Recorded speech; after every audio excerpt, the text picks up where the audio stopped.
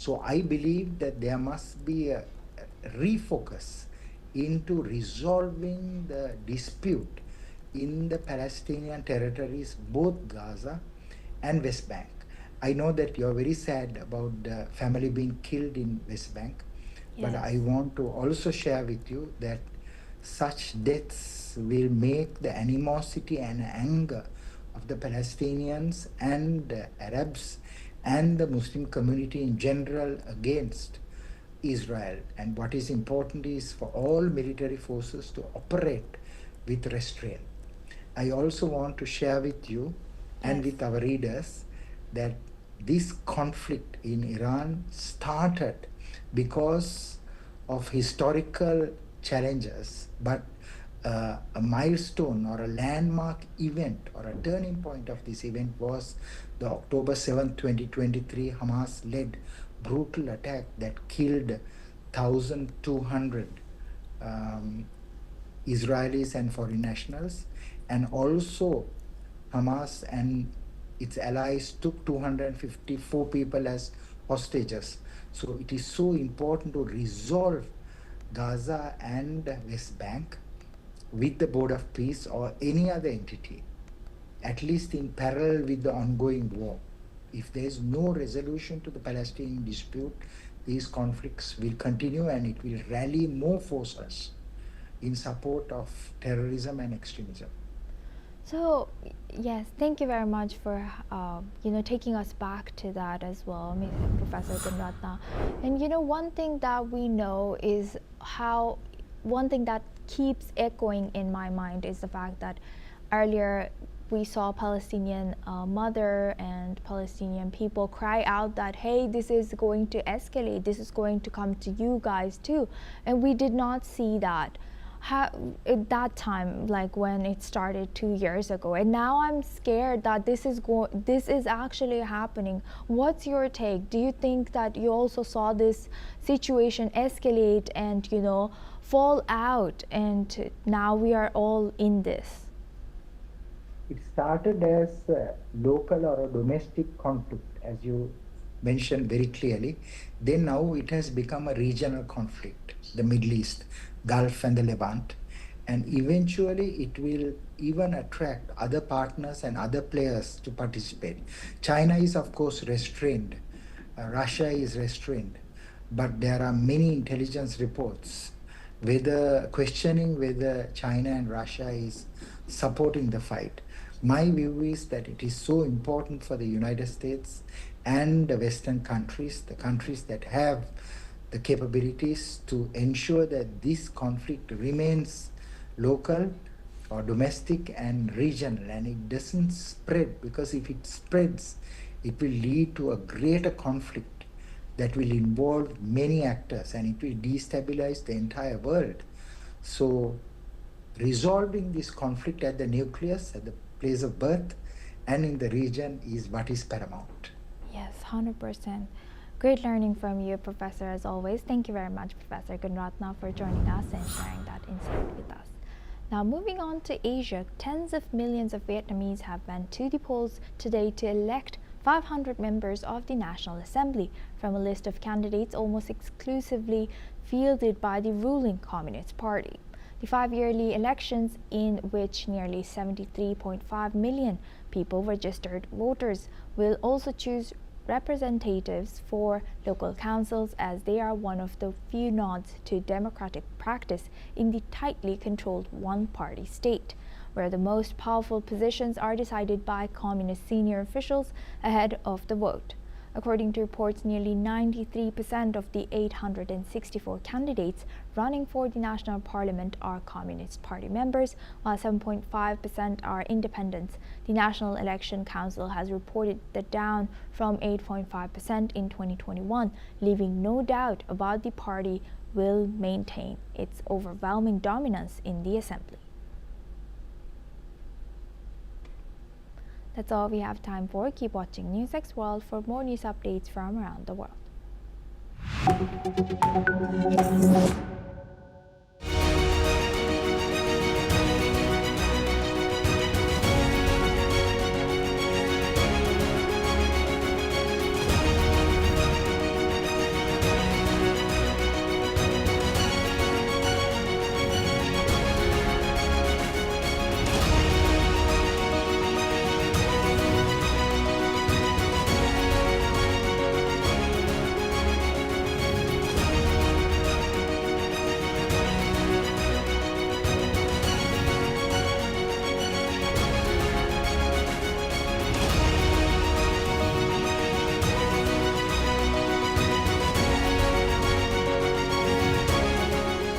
In the midst of this, life persists. In the midst of untruth, truth persists.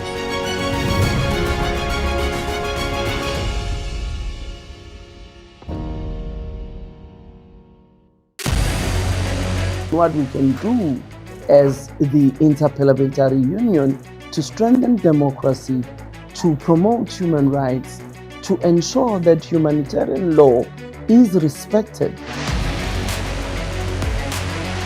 UN Security Council needs a makeover, a comprehensive reform, and India deserves a position there, a role there. Prime Minister Modi during Operation Sindoor made it amply clear that war has never been India's choice. We are with the side of peace. We are neither neutral nor indifferent. We are with peace. We would have dealt with US a whole lot on trade and those kinds of things, and that's not as certain these days. So we have to go back and look at our European partners, our Asian partners. An opportunity to exchange, to have a dialogue, to have a debate on a different perspective on finding the solution of the conflict. First thing that is important to have a common ground, and that we do have with humanitarian laws and human rights, but also to say, okay, what does it mean for us as a country to act on these laws, and how can we work together? When we realize that there's something wrong with democracy, the institutions and policies, values come together and we take stock, and it's possible then to improve and chart a new course for democracy.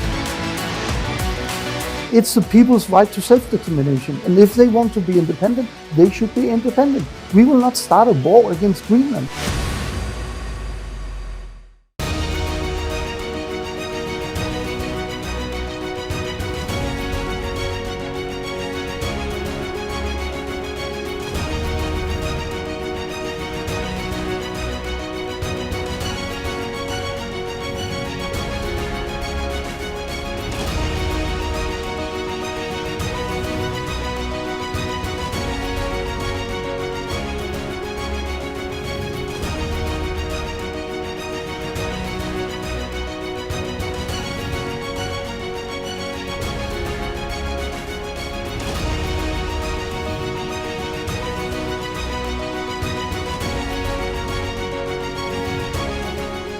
In the midst of this, life persists.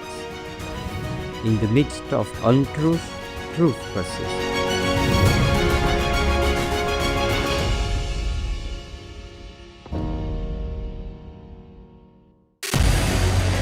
What we can do as the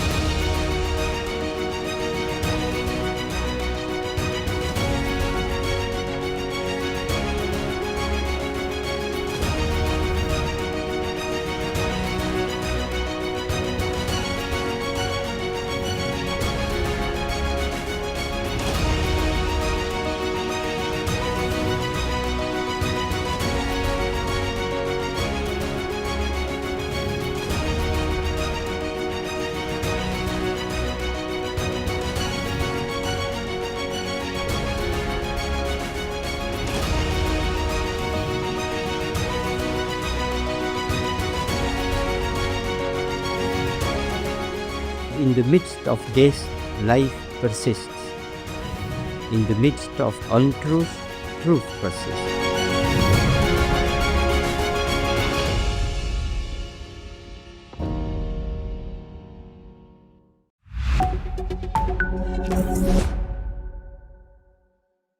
And at the outset, I must appreciate our heartfelt thanks and appreciation.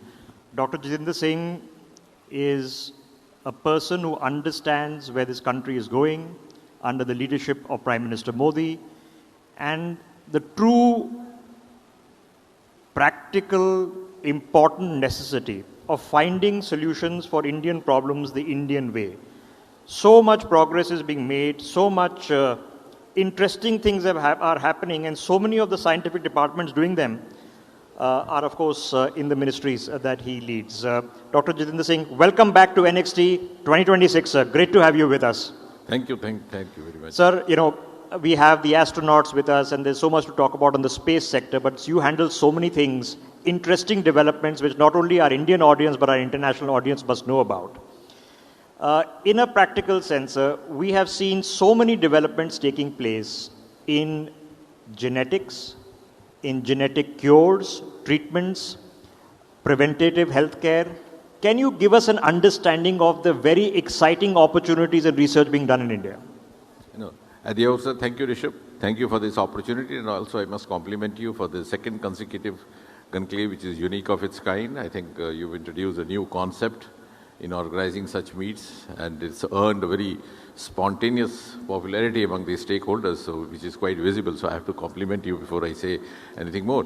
Now, having said that, as you rightly mentioned in your opening remarks, Indian solutions for Indian problems, Indian data for Indian interventions. And relating to the question that you have put across, Indian treatment for Indian patients. And when we look at genes, of course, India has a huge genetic pool. We have about 4,000 to 5,000 distinct communities living in a single peninsula. Of course, we don't have the racial breakup in the census, but the last racial breakup was done sometimes early 20th century during the British time. So they also identified 6 different races. So it's such a wide pool to gather data from. And this is an interesting phase from the point of view of genetics, from the point of view of the futuristic tools and futuristic options of medicine. And I, for one, feel particularly gratified on 2 accounts. A, professionally, being a medico, I think I belong to a generation which has seen this transition happening. Transition in the sense that when we were undergraduates, India was beset with the issue of infections, tropical diseases, and the dictum our seniors told us was, if you read syphilis, you read medicine, which means it would affect every other organ. By the time we were into post-graduation doing our MD, etc., the dictum became, if you write diabetes, you read medicine. But now, particularly post-COVID, we are beset. Now we are confronted with both. We have non-communicable disease, we have communicable disease as well. And there's so much to read and so much to learn, but luckily you have the AI tools to assist you. And now we are seeing the next transition to the next phase of medicine and the medical practices, the medical solutions, which I would say would be largely, if you try to describe it in a single sentence in technical terms, it is going to be an age of multi-omics. You will have genomics, you will have transcriptomics, you have proteomics. And when they integrate, they enable you to study the disease processes, also to determine the appropriate interventions at the appropriate time, even before the clinical symptoms have appeared. So this is going to be a huge breakthrough the world over. And I have coined for myself a single line definition for this. Tomorrow's medicine is going to be A, personalized medicine, B, precision medicine, and C, prescription for me. In the sense that there are 3 patients of diabetes having a similar clinical profile, but you might require to have 3 different prescriptions depending on the genetic profile, depending on the environmental factors, the lifestyle, But what is heartening is that India is already into it. And thanks very much to Prime Minister Modi, because he has enabled us, because the Department of Biotechnology also with which I am associated. We are among the first in the world to have rolled out an exclusive, dedicated policy called BioE3, which in other words means biotechnology for economy, for employment, and for environment. So, and now into genes, we have different sets of programs. We have Genome India, we have Phenome India.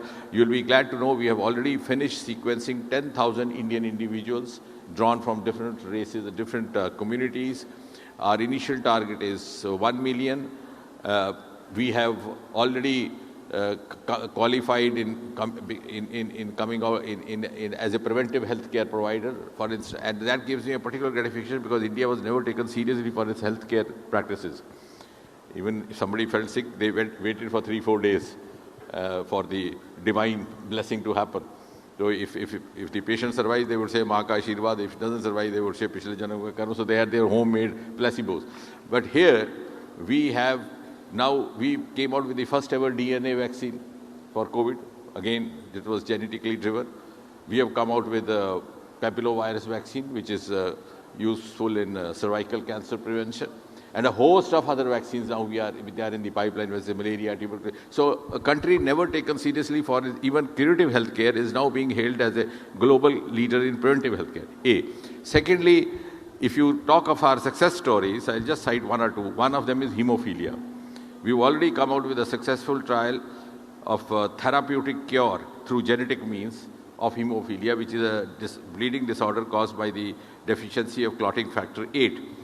Now, Prime Minister has hugely inspired our research works with the Atmanirbhar Bharat, the Vishwabandhu, and I think all those mantras are incorporated in this. I'll tell you how. Hemophilia is a disease which was first reported from Great Britain.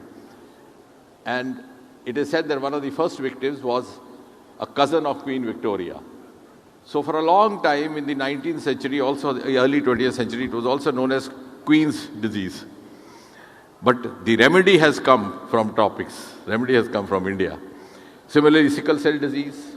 I'm glad that is also our CSIR institute, whereas this one is from biotechnology. So and we are deeply into this.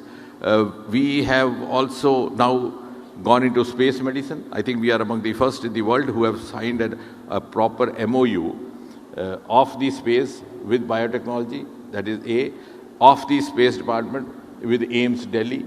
And I can see Suhanshu sitting there when he went up, the 6 sets of experiments which were carried by him. 2 of them were dedicated primarily to life sciences, the study of myogenesis in the space, because it is zero fact. And that will be applicable not only for the future astronauts, also for those who, for many of the other conditions as well, because when you have a fracture also and you stay immobilized for a couple of weeks, you then have to go through physiotherapy. So how does all these mechanisms work of myogenesis? Then the other set of experiments was also very contemporary. The cognitive effects possibly happening as a result of the continuous watching of electronic gadgets. So we are, unlike in the IT sector, where we were lacking about 1.5 decades back. For example, if TV happened in America in the 1950s, here in the capital city, we got to see our first Chitrahar in 1970. But it's no longer so now. In many ways, we are ahead as far as our genetic breakthroughs are concerned and our futuristic medicine solutions are concerned. We have also emerged as among the top nations in biomanufacturing. Only in this budget, and I'm glad, as I mentioned, Prime Minister Modi gives such a huge priority. In this budget also, we had a dedicated mission announced called Biopharma Shakti, with a dedicated 10,000 crore to begin with. So we are already ranking number 3 in Indo-Pacific as far as biofacturing is concerned. We rank about 12 or 13 across the world. And we have emerged as a cost-effective standard healthcare destination in the world. And we are already into the futuristic modes, which will be, of course, the treatment of disease before the disease happens, intervention at the genetic level before the gene starts misbehaving. So all these things, we are already quite deeply into this. Yeah, I also had one question to ask you about Prime Minister and the emphasis that he lays on the life sciences and biofoundries as major future job creators. What industries do you think will emerge out of this? Yeah, certainly. And it has been because of the Prime Minister's patronage and Prime Minister Modi's personal interest and his intervention that we have now a biofoundry grid. We have dedicated biofoundries across the country. We have also now coming up with bio-nest incubators, which means biotechnology or bio-nest for nurturing and scaling of technology through biotechnology. Means because the considered view the world over is that the next industrial revolution is going to be biotechnology driven, like the earlier one, the last one, which was IT driven. But when that happens, as I was saying a few months back, we would not be lagging behind. We are already into this. We might be leading that biotechnology-driven IT revolution. So it will be based on there's going to be a paradigm shift even in the economy, from the earlier manufacturing sectors to the regenerative processes, to the genetic processes, to the recycling process, and there also from waste to wealth, we are way ahead of other countries. We have even in our science programs, we are now turning even the hospital waste into some useful commodity, And so I think, and they are mostly now genetically driven and also sometimes chemically driven. So as Prime Minister rightly points out, that is in keeping with the global trends. And one good thing that has happened after 2014, after the present government took over, is that now we are now following the global benchmarks. We are no longer satisfied by saying, look, I am better than you or you. So our benchmarks are global, our parameters are global, and our strategies are also global. So if we have to determine a sustainable global role for ourselves, and that was the global leaders, I think, and the world is looking up to us for cues. Yes. Like, as I said, in the case of vaccines, we have a whole queue of vaccines lined up, which will be happening in very near future. Yeah. So, sir, as you're aware, sir, our foundation is now running one of the world's largest breast cancer screening mission, which is, you mentioned, also on the diagnostic side, when we're talking about Bioshakti, on the diagnostic side, because some, of course, of these diseases, in this case cancer, breast cancer is treatable as long as it's caught in a reasonable amount of time. But also then you have access that, yes, all the big hospitals have the mammography, but the technology which is emerging from thermal imaging that uses AI models that are trained on Indian patients, that can be taken in an ambulance to the villages where it's no touch, no radiation. How important is it to take this diagnostic capacity, like the breast cancer screening mission, which we're calling Namo Shakti, to the people on the ground, to their doorsteps? No, I'm glad you asked that. You're very right. Just adding to what you said and agreeing very much with what you said. At the outset, I have to compliment you for having made the Guinness Book record for... Yeah, to Aishwarya ji, I think, is here, and Kartik ji, yes. Yeah, so compliments to Kartik ji also for having screened more than 5,000 breast for breast cancer, 5,000 patients for, not patients, that will not be fair, 5,000 subjects. Yes. For breast cancer, and having found about 2 to 3% new detections as well. So that's a huge service to the society as well, and also I think an inspiration for others to follow. Now, having said that, of course, if you detect earlier, now of late there's also a category of cancers which is now being classified as curable cancers, and breast cancer is one of them. So you do a huge service when you detect some of these cancers early. But again, as we were discussing in response to the earlier question, when we are into the genetic medicine, of course, which will be aided by AI, you rightly mentioned, because otherwise the process are very long, tedious. So AI driven, machine learning driven, that will be that will be helpful in creating a digital platform or a digital ecosystem of health solutions for the future, where given by the screening processes, driven by the genetic methods, we may not even have to wait for the first symptom to appear. So that is going to be very fascinating. So I mean, it's going to be very fascinating times going to happen for medicine and also for the practitioners of medicine. So when you detect something imminently happening or possibly, potentially happening at the gene level, you can pick it up even before the symptom has appeared. A. B. You can also intervene before it starts troubling. So we are now actually going to move into the next phase of this through multi-omics and all these processes. And of course, AI is going to be a huge, huge enabler. Like, for example, it's very difficult to do the sequencing of the individuals in a very given time span or something like, or even through the usual methods. But AI makes the task far more easier, even for usual cultures, which earlier took several days. Now it's just within a few minutes. Mm-hmm. So I think, and that's going to be applicable even in plants, in agriculture, though we are not discussing that part. But yes, what I'm trying to say is that biotechnology and these phenomena are going to revolutionize the entire concept and the entire understanding of how things happen. Right. I also want to get your perspective. We just spoke about a while ago that there are 100 members of parliament from all across the globe, different continents, that have participated in the NXT forum. What would you hope that these parliamentarians forum works on in terms of global cooperation? No, I'm sure they'll go back enriched from India, because India has so much to offer, which is not there. In fact, a few years back, till in the pre-COVID times, I think in the till about 10-15 years back, we used to get interns at AIIMS, New Delhi, from UK to study tropical disease. They would be posted in the tuberculosis ward, leprosy ward, because they don't get to see all that over there. So when we are talking of life sciences, we have a huge pool to do research with it, to also study.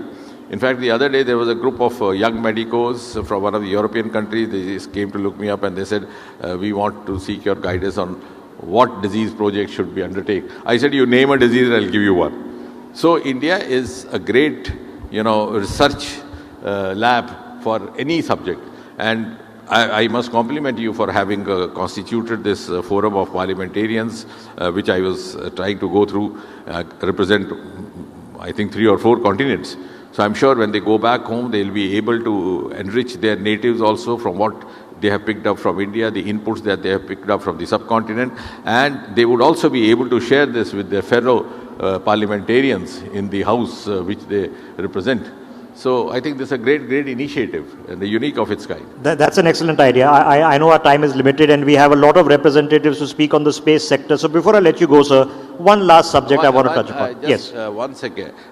Just to add to what your first question, when you were talking of cancers, I also wish to add that very recently we come out with the Shanti Act. Yes, I was about to ask you. Okay. So there is, in the nuclear sciences, which has a bearing on cancer studies as well. Of course, the Shanti Act, which is opening India's nuclear sector to the private space, that has a correlation connection to small modular reactors, power generations. So the nuclear field emerging in India, can you tell us a bit about the Shanti Act and what its intention is? No, I think it's something.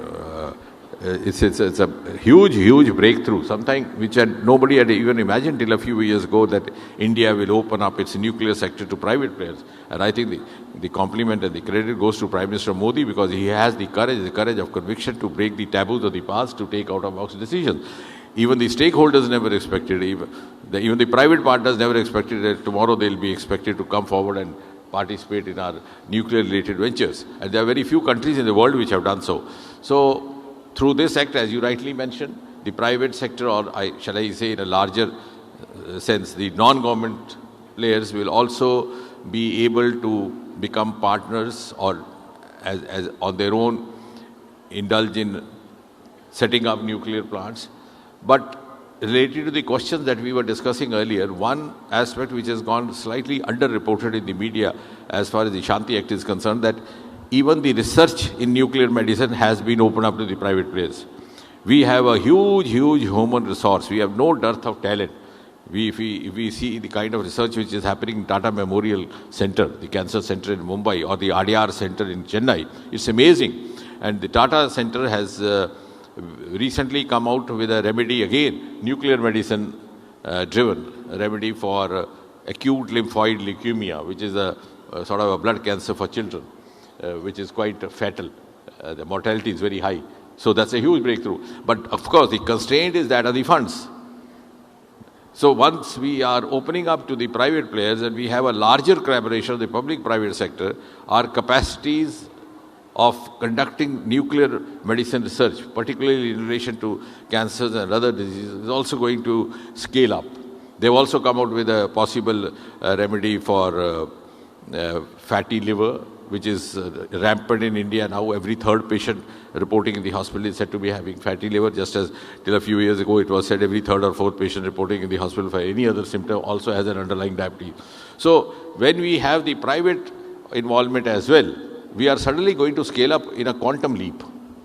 It is exciting. So nuclear medicine, biosimilars, genetics, nuclear sector in terms of small modular reactors, where India has opened up to majority private investment from abroad for the first time in its history. And there I'll also use this opportunity to clear this kind of a myth or sometimes misconception happening in certain sections. They say, if you open up the nuclear sector, then what for us? It is only for big houses. You must have seen the media reporting, even naming some houses. This has been opened up for that house, that house. It's not so. As you are rightly mentioning, when you have small modular reactors, when you have small reactors, you can have smaller players as well. They can form a group of startups, they can form a group of entrepreneurs, they can start a company, they can partner with the government. Government is giving them all the support, technology, technical as well as the financial support. We have now also recently floated RDI fund, 1 lakh crore, to accelerate the private sector.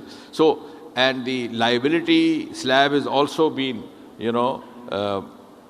divided depending upon the capacity of the reactor that you intend to set up.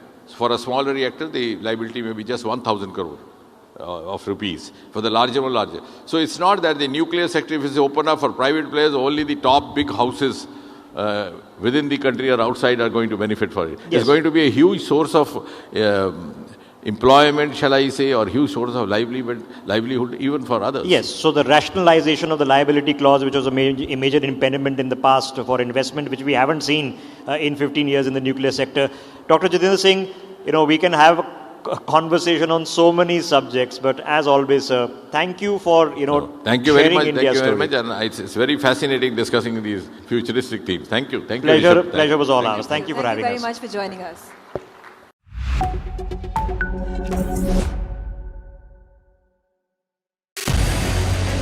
What we can do as the Interparliamentary Union to strengthen democracy, to promote human rights, to ensure that humanitarian law is respected.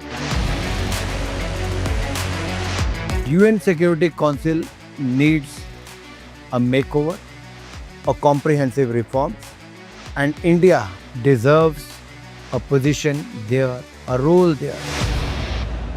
Prime Minister Modi during Operation Sindoor made it amply clear that war has never been India's choice. We are with the side of peace. We are neither neutral nor indifferent. We are with peace. We would have dealt with the US a whole lot on trade and those kinds of things, and that's not as certain these days. So we have to go back and look at our European partners, our Asian partners.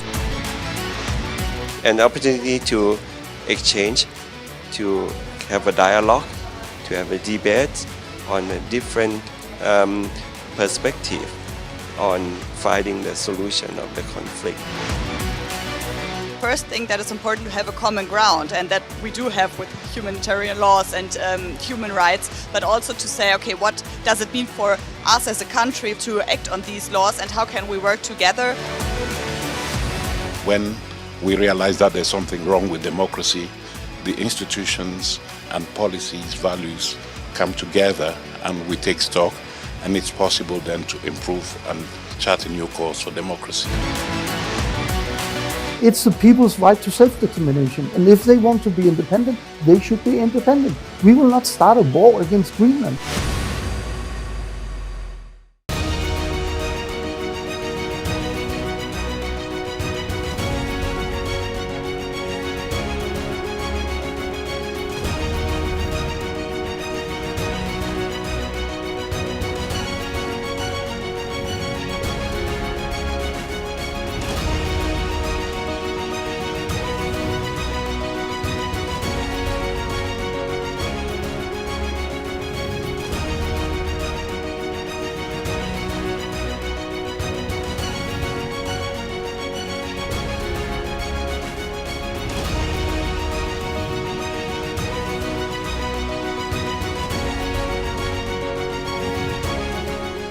In the midst of this, life persists. In the midst of untruth, truth persists.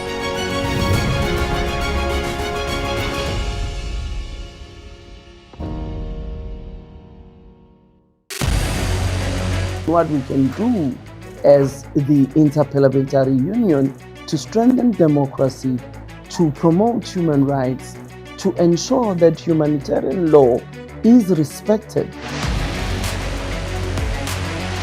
UN Security Council needs a makeover, a comprehensive reform, and India deserves a position there, a role there. Prime Minister Modi during Operation Sindoor made it amply clear that war has never been India's choice. We are with the side of peace. We are neither neutral nor indifferent. We are with peace. We would have dealt with the US a whole lot on trade and those kinds of things, and that's not as certain these days. So we have to go back and look at our European partners, our Asian partners. An opportunity to exchange, to have a dialogue, to have a debate on a different perspective on finding the solution of the conflict. First thing that is important to have a common ground, and that we do have with humanitarian laws and human rights, but also to say, okay, what does it mean for us as a country to act on these laws and how can we work together? When we realize that there's something wrong with democracy, the institutions and policies, values come together and we take stock, and it's possible then to improve and chart a new course for democracy. It's the people's right to self-determination, and if they want to be independent, they should be independent. We will not.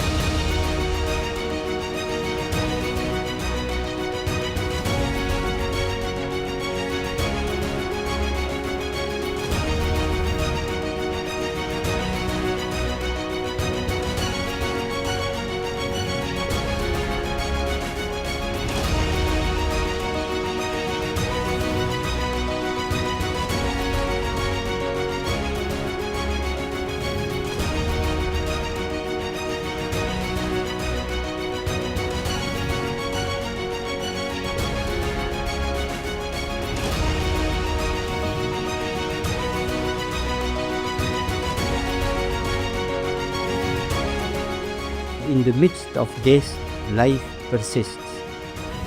In the midst of untruth, truth persists.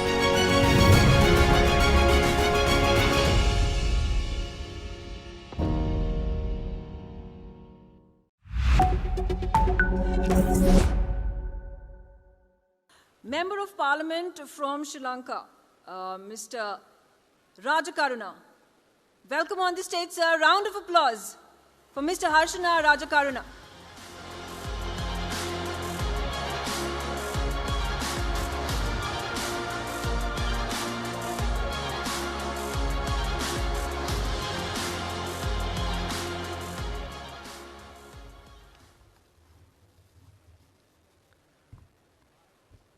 Good morning. Namaste. Friends and colleagues, it's a great honor to be here at the Bharat Mandapa. This summit is all about what comes next for our region and the world.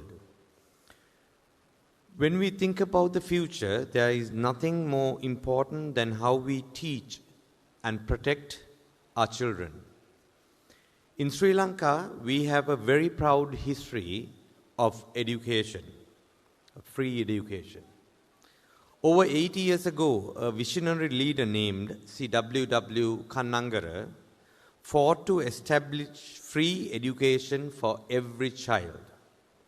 He believed that learning should not be something only the rich can afford. He saw it as a birthright for everyone. Because of his work, generations of Sri Lankans from all backgrounds have been able to become doctors, engineers, and leaders. This is the foundation we stand on today. But as the world changes, the way we protect that right to education must also change. The right to education is a global promise. Here in India, you have shown how this promise can be put into action through your own laws and state models. We look at states like Kerala, where public schools have become centers of excellence. We see the big changes in Delhi, where the government has proven that public schools can be modern and high-performing. In Karnataka, you are using smart systems to make sure no school is left behind. These examples show us a simple truth. When a government makes education a priority, the whole country moves forward. However, in 2026, education does not just happen inside a classroom. It happens on tablets, phones, and computers. While the internet is a great tool for learning, it also brings new dangers that we cannot ignore. Many countries have already moved to protect their children from the dark side of the internet. In Sri Lanka, we still have to work to do. This is why I personally, as a member of the Parliament, proposed an amendment to the Online Safety Act. As a responsible member of Parliament, I believe our job is to propose solutions. My proposal focuses on making sure social media platforms verify the age of their users, requiring parental consent for younger children to join certain platforms, making sure companies take responsibility for removing harmful content and stopping online bullying. We want to ensure that while our children are learning for the future, they are safe from harassment and harmful material. To conclude, our mission today is the same as it was in the time of C.W.W. Kannangara, the pioneer of free education in Sri Lanka. We want to open doors for our children. In the past, that meant building schools and removing school fees. Today, it means providing modern classrooms and making the digital world a safe place to grow. However, we must also look at the world around us. With ongoing wars and so much uncertainty, we must realize that not only education, but our entire future relies on regional and global stability and peace. As Lord Buddha said, Nahi Verana Verani, hatred is never appeased by hatred, but by non-hatred alone. Our leaders must follow a peaceful path and work together to build lasting peace. Without peace, the best education in the world cannot save our future. Thank you, and thank you for having this amazing platform.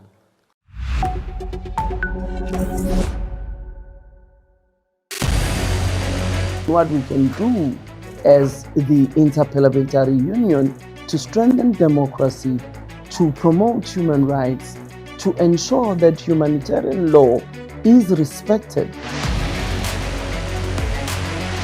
UN Security Council needs a makeover, a comprehensive reform, and India deserves a position there, a role there. Prime Minister Modi during Operation Sindoor made it amply clear that war has never been India's choice. We are with the side of peace. We are neither neutral nor indifferent. We are with peace. We would have dealt with US a whole lot on trade and those kinds of things, and that's not as certain these days. So we have to go back and look at our European partners, our Asian partners. An opportunity to exchange, to have a dialogue, to have a debate on a different perspective on finding the solution of the conflict. First thing that is important to have a common ground, and that we do have with humanitarian laws and human rights, but also to say, okay, what does it mean for us as a country to act on these laws, and how can we work together? When we realize that there's something wrong with democracy, the institutions and policies, values come together and we take stock, and it's possible then to improve and chart a new course for democracy. It's the people's right to self-determination, and if they want to be independent, they should be independent. We will not start a war against Greenland.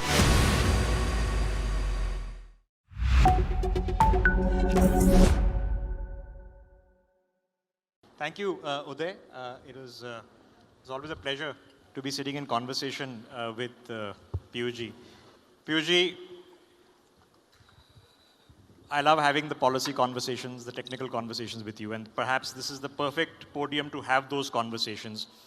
Over the course of the past 24 hours, we've had nearly from 40 countries sitting parliamentarians who have come. They've come from 30 different global universities, students, professors, academicians. The trade landscape in which India is operating has changed so dramatically in the past 6 months. What can you summarize for us of all that has happened and all the FTAs and all the ratification that's taking place?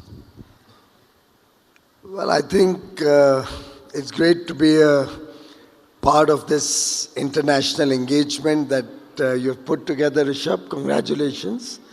Congratulations also to Karthikeya for bringing all the illustrious ladies and gentlemen from around the world. And I do hope such engagements will help forge better partnerships and showcase the India story to the rest of the world going forward. When you ask me about the last 6 months, I think if one has to summarize it in one sentence, we have emerged out of the shadows of the past and are today forging new relationships from a position of strength, full of confidence about our ability to engage with the developed world on fair terms and conditions, offering to the world trusted partnership of the world's fastest growing large economy, which in the next 22 years, by 2047, is aspiring to be a $30 trillion economy, offering the world the greatest opportunity that mankind has ever offered to grow, to expand business, to develop. And I think this delta of $4 trillion economy growing to a $30 trillion economy is today India's biggest strength. What are the industries, sir, that you see ramping up for trade in India? We talk about semiconductor just starting off. We're not just the soft power. There's a hard manufacturing power now. I think India, with 1.4 billion aspirational young people, is today a land of opportunity across sectors. We recognize that we need to be self-reliant, what we say Atmanirbhar Bharat, but we also recognize we cannot be a powerful economy working alone. We have to work with friends. When we talk of India first, we appreciate that it will be India first along with our friends who will also have offerings to give to India and for whom we will have many offerings to offer. And therefore, for us, the next few years are going to be full of opportunities across manufacturing, across the services sector, in the digital space, in soft sectors like health, education and tourism. To my mind, with a young population with an average age of 28 and a half years, that demographic dividend that we always were worried about is today our biggest asset. And with the internet having an all-pervasive influence on our people, we have 1 billion internet users in India.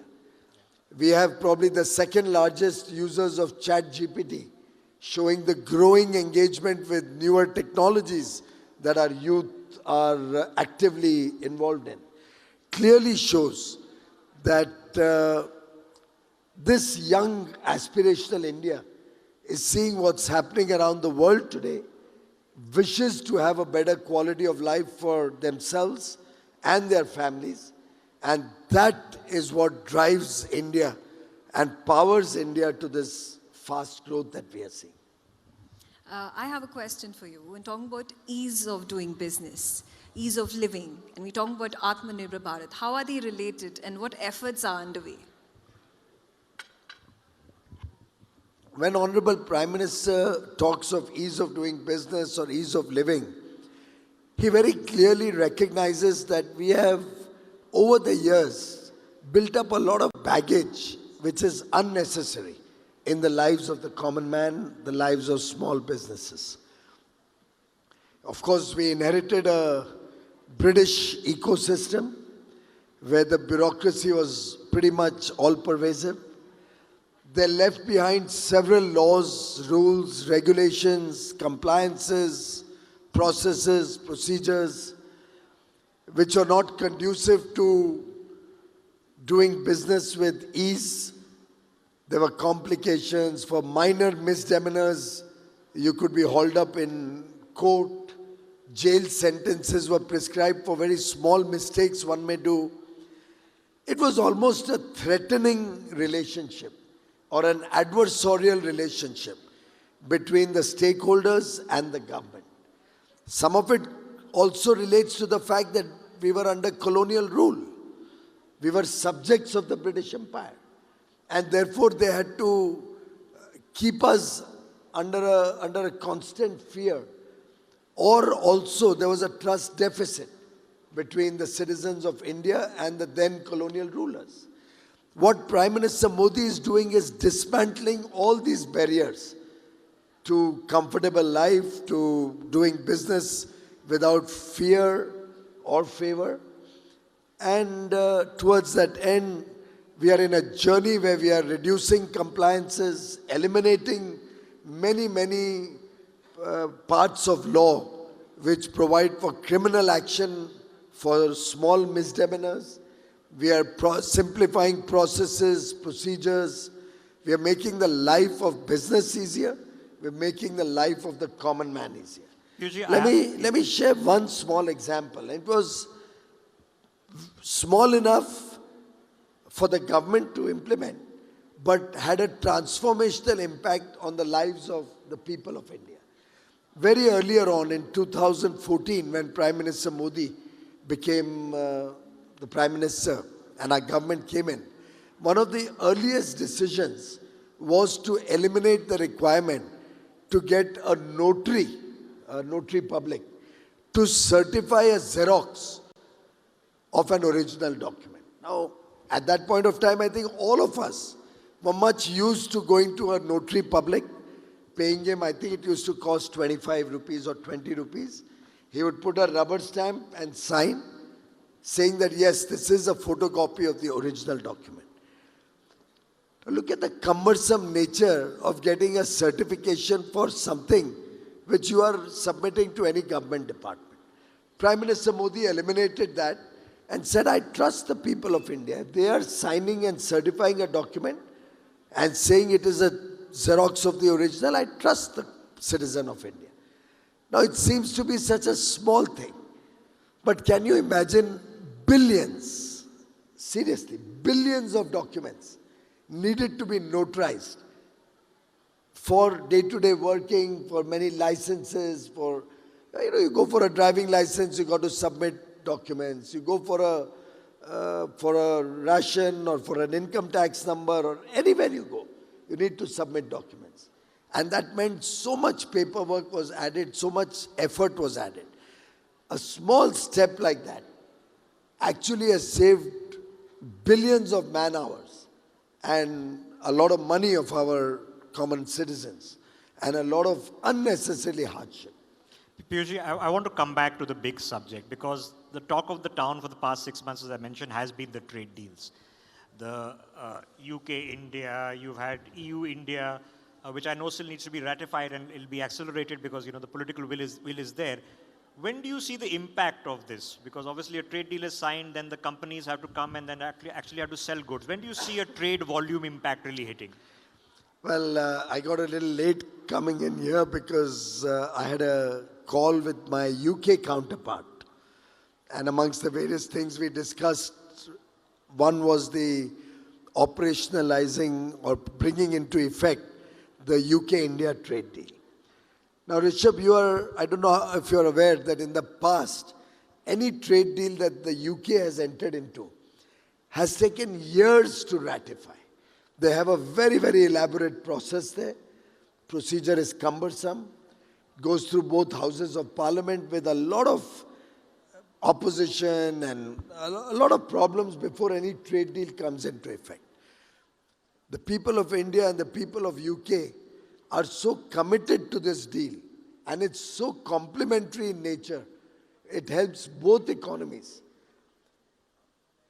because of which it sailed through Parliament in UK, and we signed that trade deal on 24th of July last year, and we were discussing dates of middle of April or end of April, in the second half of April, when we will be bringing into effect a massive and pretty transformational trade deal between UK and India. In a short period of less than 8 or 9 months, a deal of such significant consequence, which otherwise would have taken many years. The European Union, over the years, has entered into many agreements. But there have always been some states supporting, some member countries opposing. They've taken years. The Mercosur agreement, for example, was agreed in 2019. It's still struggling to come into effect. We only entered into that agreement, that is the in principle agreement, during the visit of Her Excellency Ms. von der Leyen, the EU Commissioner, on 27th of January. The legal scrub is proceeding very fast, and we are looking at bringing that into effect within calendar 26. Now, it will probably be the fastest trade deal that a 27-nation bloc has approved.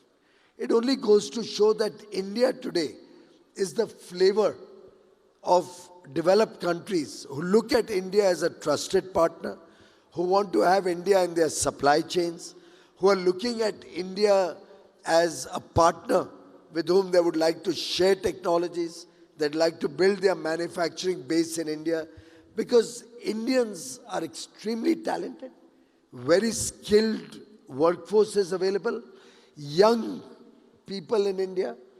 We never steal anybody's technologies, so they know when they co-produce in India or co-design a new product in India, their technology is in safe hands. India is respected and reputed to honor somebody else's intellectual property. They recognize that our people are very hardworking. So the other day, the Apple people were telling me that their output in India is the best compared to any other manufacturing facility they have anywhere in the world. And 80% of their plant is run by our young women, our women of substance. So the capabilities that we offer are truly a very compelling case. And the 9 free trade agreements that the Modi government has finalized are all with developed and prosperous nations. Amongst them, Mauritius is the only country with a little lower per capita income. But they are into financial services and tourism, which complements our economy. They are no threat to us. The rest of the 37 countries are relatively much richer countries, with per capita incomes ranging from $30,000-$40,000 to $200,000. So we complement each other, and therefore we are able to bring a balance, very often by having a overlay of some other component. So when I did the EFTA deal with Switzerland, Norway, Liechtenstein and Iceland, they are all put together a $2.5 trillion economy. We are a $4 trillion today and will become a $30 trillion in the next 22 years. So I said, look, we have to bring balance with some other element. And that's where the element of $100 billion foreign direct investment, long-term capital, not money into the stock market. That's not counted. If Norges Fund puts 100 billion into our stock market, that's not counted. It's FDI from these countries enshrined in the FTA, and should they not bring that and create 1 million jobs, I can claw back concessions. That is the level of commitment. So these countries have invested barely $10 billion in the last 25 years, but have committed to invest $100 billion in the next 15. New Zealand, they've invested only $70 million in the last 25 years in India, FDI. But they've committed to invest $20 billion in the next 15 years. Look at the transformation. And that shows that India is becoming a very attractive destination for investments, for manufacture, and to capture global markets when you produce at scale and with a large domestic market coupled with doors being opened across the world. We have 2/3 of global trade covered by our FTAs today. So we really become an integral part of supply chains amongst trusted partner countries. I have a follow-up question on that. Of course, there has been a lot of talk about whether there is going to be a trade deal that will happen with the United States of America. We were on the verge of completing it, but of course it has been a little vague, especially in wake of the developments that have taken place in the United States. So what's the status? Well, I think there's some absolutely baseless reports circulating since today morning by some news agencies, which you should trash. They have absolutely no basis in it at all. We have a very good trade agreement with the United States of America. We have been able to protect all our sensitive sectors. So agriculture, all the products of India's interests have been safeguarded. For example, no GM products can come in, no rice, wheat, corn, no maize, no soy meal. So all the products and many, many, many more which we are sensitive about, no dairy, no poultry, they've all been kept out. It's a very powerful agreement. It's great for India, it's great for the United States of America, as should every deal be. It has to be a win-win for both sides to benefit from. It'll help us get the best of technologies from America so we can become the data center of the world. We can have large investments in data centers post the successful AI Impact Summit. We are looking at diversifying our energy resources, and the current war only goes on to prove that that's very essential for our long-term economic stability. We are looking at much greater engagement with market access on a preferential basis compared to most of our competitor countries. So it's a very good trade agreement. We have to build in this preferential benefits that are available to India under this trade agreement. And that process is underway, and we are working with them on that. Piyush, but it also depends on trade routes, right? I mean, a lot of transformative things are happening in India. You have the Visakhapatnam port now. Another major port is coming up in Maharashtra, which is a home state from you, from where you are elected. Vadhavan. Internally, our logistics cost as percentage of GDP has gone down thanks to the efforts that happen in the railways, roadways. All of that contributes to trade. But what do we do about conflicts? There is a conflict that is going on that is potentially disrupting trade. What do we do about it? Well, I can't do anything about a conflict that's between two other countries or set of countries. It's a fact of life, and we all have to accept that.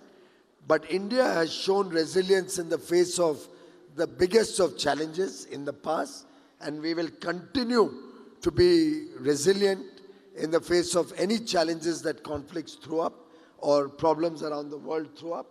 India has a lot of strengths within the country, and we have a lot of powerful relationships around the world.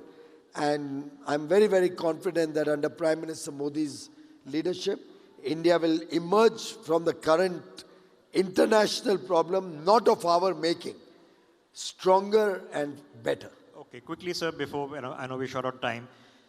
On the specificities you mentioned, we are now thinking of 6 gigawatts, 10 gigawatts, 20 gigawatts of data centers. Small modular reactors are coming in potentially to power them. We've already crossed 50% renewable energy or non-fossil fuel energy in this country. The roadways are coming, the highways are coming. Which are the specific areas, the AI Impact Summit you mentioned, which are the specific areas that you're seeing? Space, I can keep going on and on, which you see as next generation industry drivers, that they might be tiny industries today, but 10 years from now, they're going to be the nerve center. In multi-answer questions, there's always a last point, all of the above.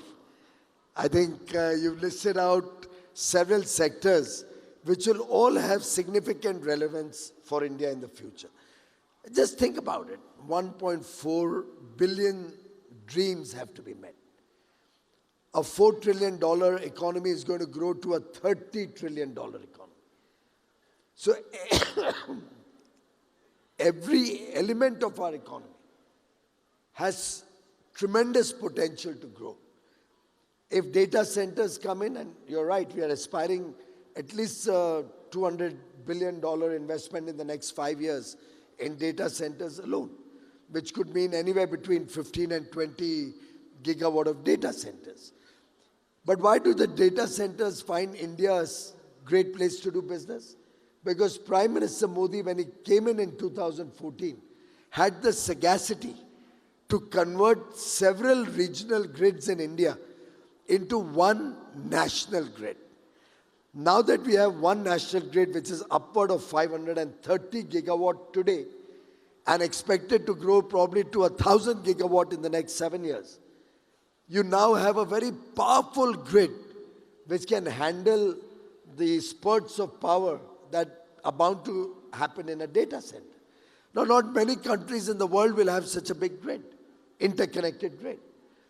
That also allows intermittent power like solar energy, wind energy, in a much bigger volume to be fed into the grid because of the sheer size of the grid, which means it opens up the doors to larger investments in solar and wind.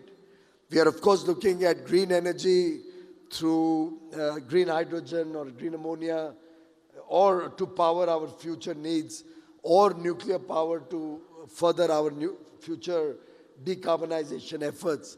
All of these will bring enough and more capacity, providing redundancy, which is required for data center. I'm just picking one example. Yes. A data center, they look at 3 levels or 4 levels of redundancy.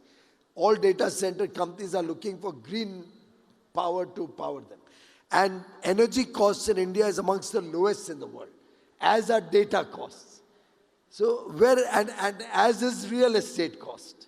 Our data centers will involve building the data center infrastructure. Labor goes into that, creating millions of jobs.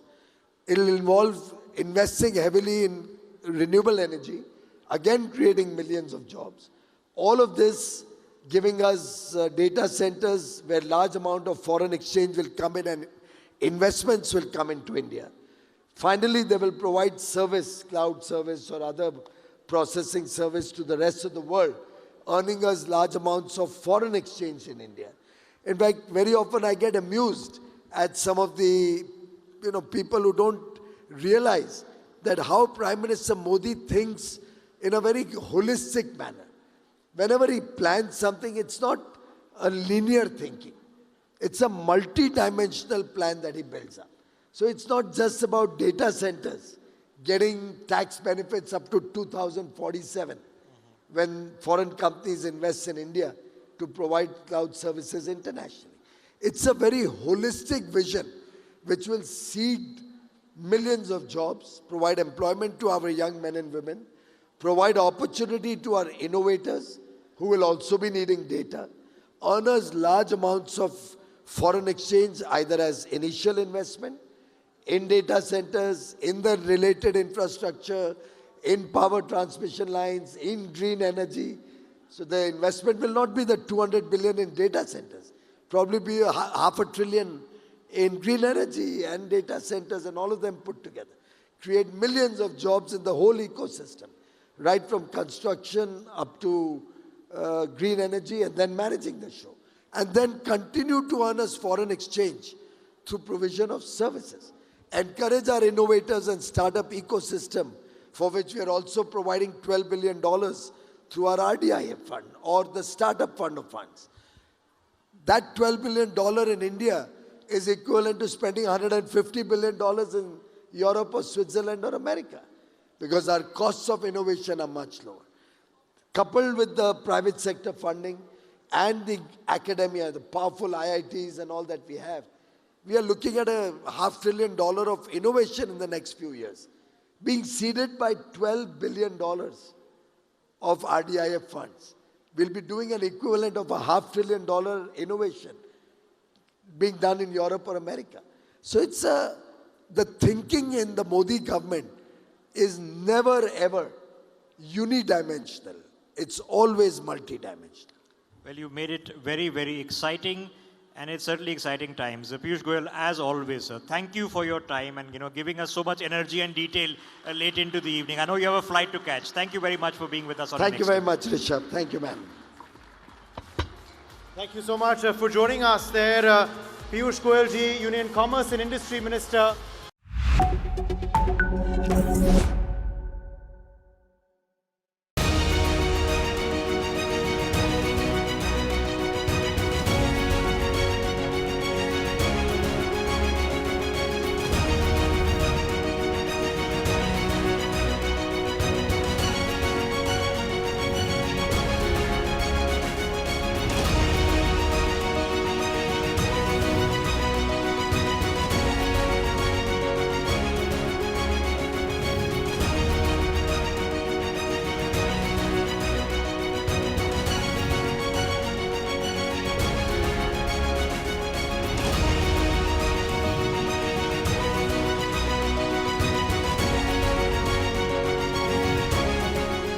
In the midst of this, life persists.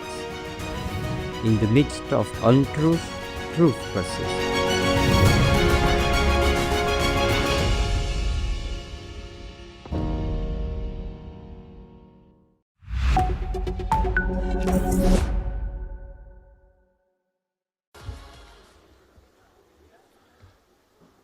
Conference, it's a real honour to be here, and I'm delighted to see so many young people here, and I hope you're enjoying the contribution from all of the panellists that we've heard from. And can I also say thank you to the Honourable Kartikeya for his innovation in bringing this event to life.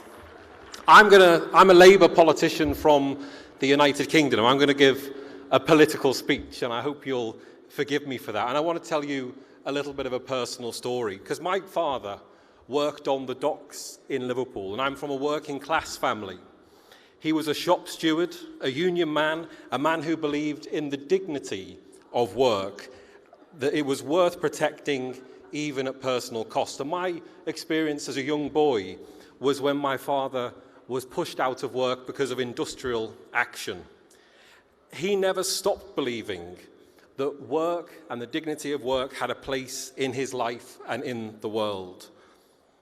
And I think about my father when I think about technology, and in particular artificial intelligence, and what it's going to do to our economy, your economy for the future. Not because I'm afraid of technology, I'm not. I think about him because I want to ask a question that's not being asked enough. But it's, what do we owe the people who built what we have today? And I want to answer the question by talking about two people that many of you in this room, I imagine, will not know. But I hope at the end of this, you'll know a little bit more.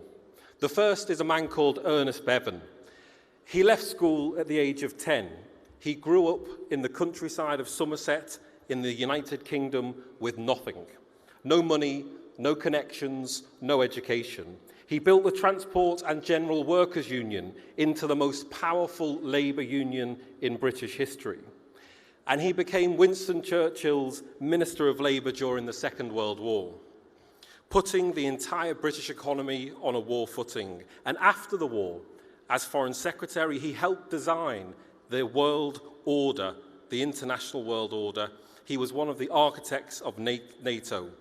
And yet he had no formal education. And the second man is Clement Attlee. He led Britain's Labour government after 1945 in the Second World War. The country was exhausted, bombed and bankrupt, and every conventional political instinct said, recover slowly, manage decline, ask for sacrifice. But Attlee's government looked at the situation and chose a different path entirely. In 5 years, they created the National Health Service. They built over 1 million homes. They established a welfare state. And they did this not because it was popular or affordable in the narrow sense. They did it because they believed the purpose of government is to organise the resources of a nation in the service of its people. Bevin and Attlee were not optimists in the comfortable sense. They'd lived through world wars, the Great Depression, the hunger marches, grinding poverty, and early industrial Britain. They knew what it cost when societies failed working people. And they chose deliberately and at great political risk to build something that would outlast themselves. And I tell you that because I believe we are in that moment again. Artificial intelligence and the rapid onset of technology is not just another change. It is a revolution. It's the most profound transformation of the conditions of human work since the Industrial Revolution.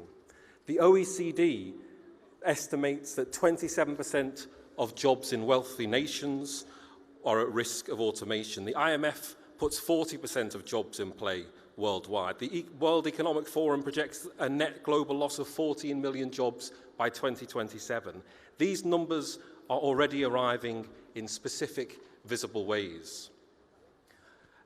Just outside of my constituency of Liverpool, a factory employed 400 workers 2 years ago. Today it employs 60. An AI scheduling system replaced the rest. Some of those 340 people are my constituents, and I know what happened to their families. But it's not only blue-collar workers. The junior lawyer who spent 3 years reading case files is being replaced by AI research. The accountancy graduate, the university leaver who studied to enter a profession is finding that the entry-level rung has been automated away before they could even stand on it. And there is another version of this story, the positive version, because a surgeon can use AI diagnostic tools to make her 10 times more effective. She can see twice as many patients, catch conditions she would have previously missed. The same technology, but a different outcome. The trade union movement that my father belonged to and that I belonged to believed in 3 principles: educate, organize, agitate. And I'm going to finish by touching on these 3 points as I think they apply today. In education, we're making a mistake in most of our school systems when we're not teaching the next generation how to use the tools that will define their working lives. AI literacy, not computer science for the elite, but practical, accessible training in how to work alongside AI is the single most important skill for the new economy. And it's not being taught at scale in the schools that serve working class communities. Before we talk about anything else, every government in this room should ask one question: does your Ministry of Education have a plan? And if the answer is no, it's time to find one. But education reform means something more specific than AI training. Britain spent 30 years telling every young person they should go to university. We built an economy of graduates while our manufacturing base was hollowed out. Our skilled trades went unstaffed. Our infrastructure crumbled for want of engineers. The electrician, the plumber, the machinist, the toolmaker, these were not the consolation prizes for those who failed to make it to university. They were the people who kept the country running. And here is what AI tells us about them today. A skilled tradesperson with AI tools becomes dramatically more productive. A trained engineer with AI design assistants can do in a day what they used to do in a week. These are the jobs that cannot be offshored, cannot be fully automated, and become more valuable as the AI transformation happens around them. It's not simply more education, but it's the right education for the economy we need to build. And secondly, organize. The data that powers AI was generated by ordinary citizens like every one of us. Every search, every purchase, every hospital visit, every financial transaction. That data today has huge commercial value, and it's currently captured almost entirely by a small number of technology companies. So we need a framework, data trusts, public data funds, mandatory royalty arrangements that ensure that the people who generate economic resource receive a share of its value. India has already shown what organized public digital infrastructure looks like. UPI, the payment system that now processes more transactions per day than Visa, was built on public infrastructure, owned by the Indian people, designed for inclusion rather than extraction. That is the model. That is what it means to organize around the AI economy, rather than simply be subject to it. And finally, agitate.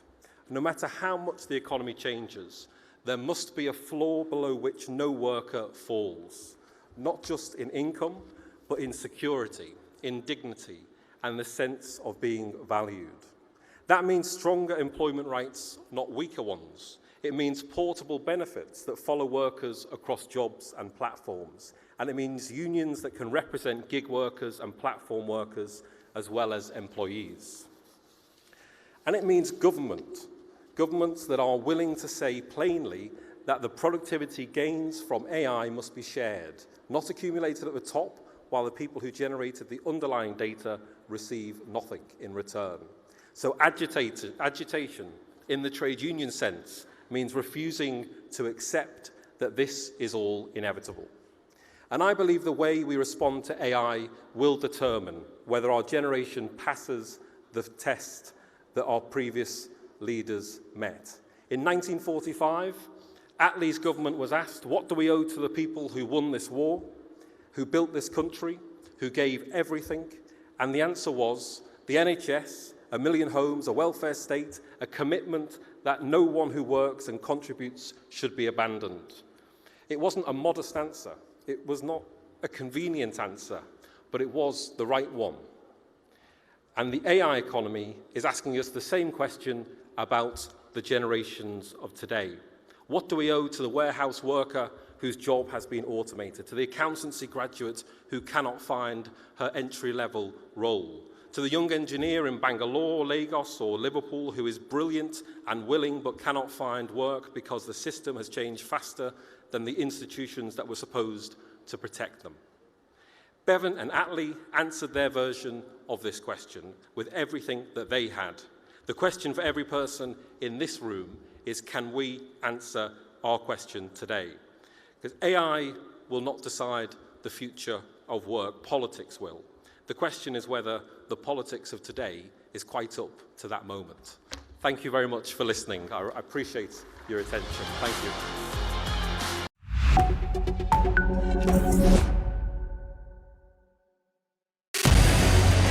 What we can do as the Interparliamentary Union to strengthen democracy, to promote human rights, to ensure that humanitarian law is respected. UN Security Council needs a makeover, a comprehensive reform, and India deserves a position there, a role there. Prime Minister Modi during Operation Sindoor made it amply clear that war has never been India's choice. We are with the side of peace. We are neither neutral nor indifferent. We are with peace. We would have dealt with the US a whole lot on trade and those kinds of things, and that's not as certain these days. So we have to go back and look at our European partners, our Asian partners. An opportunity to exchange, to have a dialogue, to have a debate on a different perspective on finding the solution of the conflict. First thing that is important to have a common ground, and that we do have with humanitarian laws and human rights, but also to say, okay, what does it mean for us as a country to act on these laws and how can we work together? When we realize that there's something wrong with democracy, the institutions and policies, values come together and we take stock, and it's possible then to improve and chart a new course for democracy. It's the people's right to self-determination, and if they want to be independent, they should be independent. We will not start a war against Greenland.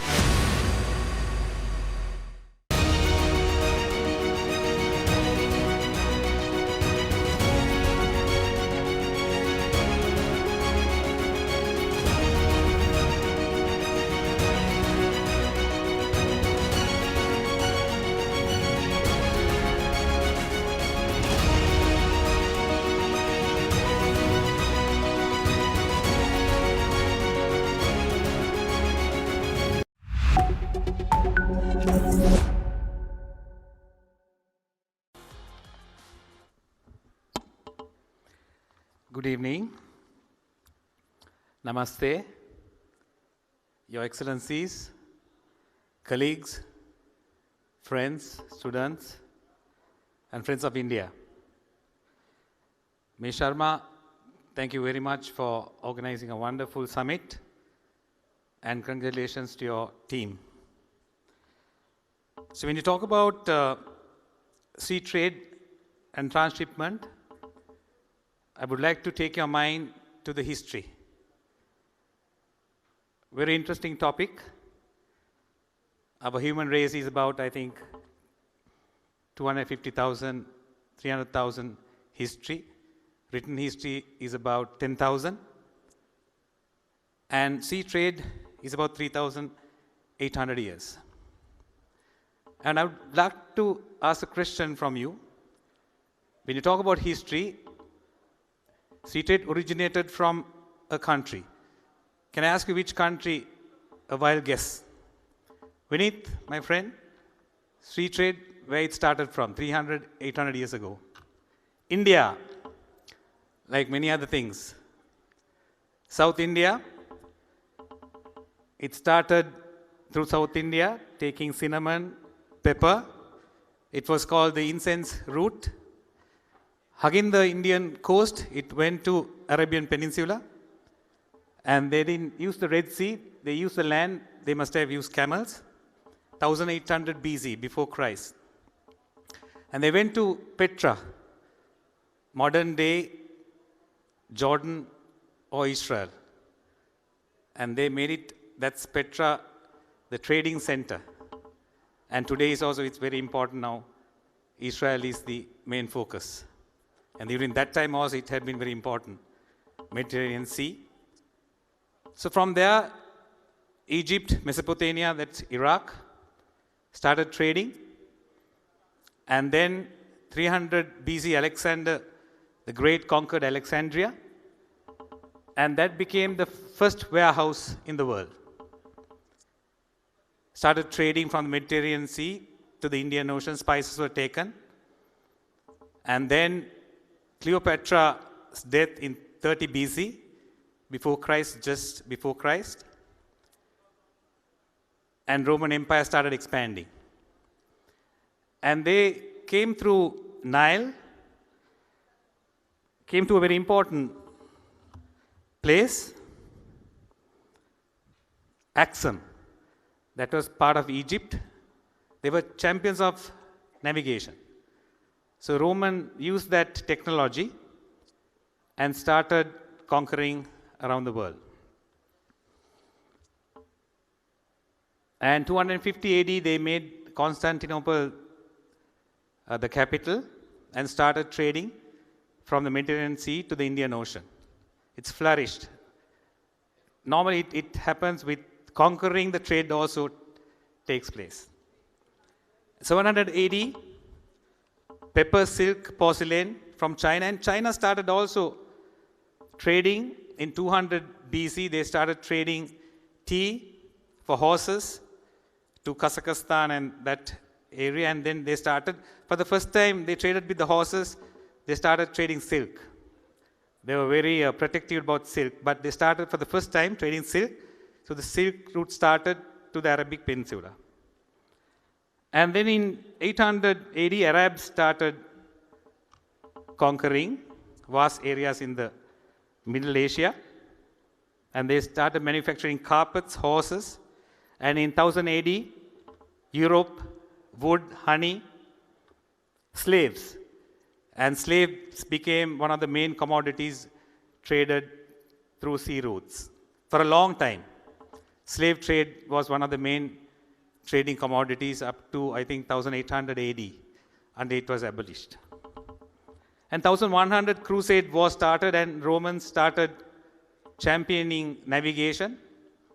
And from there, it's important, 1400 BC, where Portuguese started conquering part of America, and Spain started conquering part of Africa. They divided.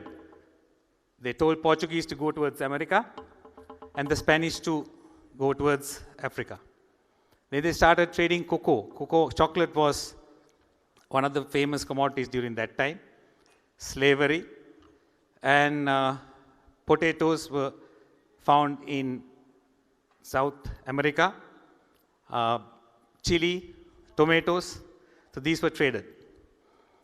So from there, the Portuguese and Spanish were very powerful, 1500 AD. And then came the Dutch, English, and the French. And they were sailboats. So always the conquering and the trading went simultaneously. They went hand in hand. Conquering happened first, and then they started trading.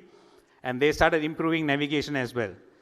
So then the sailing boats, from there, they found the Industrial Revolution in 1800 AD.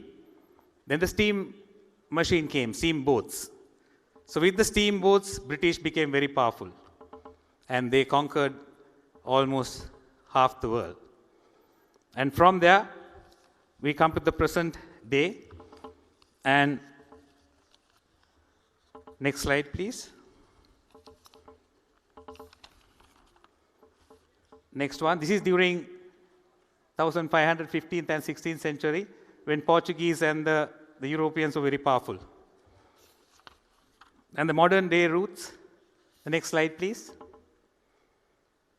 And you can see vast areas, but it's the main area that we focus is the Indian Ocean, where 40% of trade and 60% of oil trade happens in this area.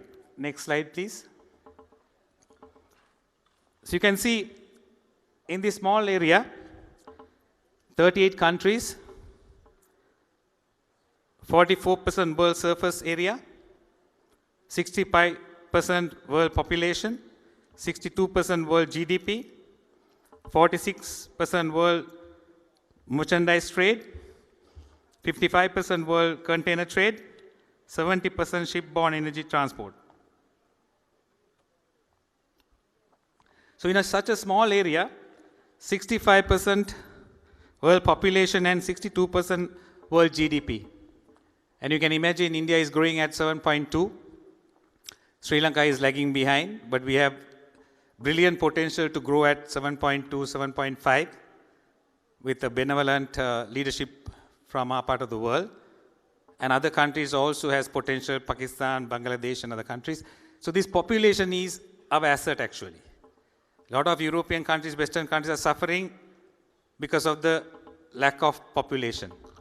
Earlier, population was a hindrance to development, but now the population is the biggest asset for development.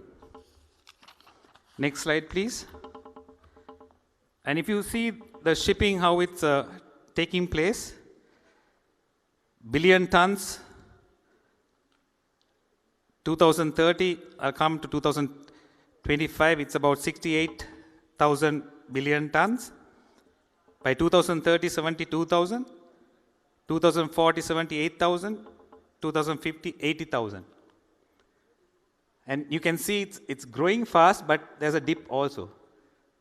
Because there will be renewable energy. It's a lot of bulk being traded, coal, oil. But with renewable energy, it will diminish. The fossil fuels might decrease in the future. So there will be less transportation in that area. Next, please. Importance of trade by sea. Ancient Silk Route, maritime spice route. 80% of trade by volume, 70% by value. Bridge between nations. And the efficiency depends on the choke points. So that is what we are facing now. Hormuz Strait, the choke points get stranded and because of wars and conflict, then sea trade can be affected greatly. So Panama Canal, number 1. Strait of Gibraltar, 2. Can I have that slide, please? Global choke points. Thank you. Cape of Good Hope is number 3. Bosphorus Strait, number 4. Suez Canal, number 5. Bab el-Mandeb Strait, Red Sea. 7th Strait of Hormuz. 8th Strait of Malacca. Next slide, please. So it shows these choke points bring a lot of value and volume. Next one, please. Can I have the Indian map? Yeah, that one. So Sri Lankan ports will be complementary for Indian ports. It's not a competition. We can actually grow with each other. I saw in an Indian news article saying that Indian ports might kind of bring down business in Sri Lanka. It won't happen. Because if you see Indian Exim cargo ships won't call multiple ports, but retain hub and spoke model.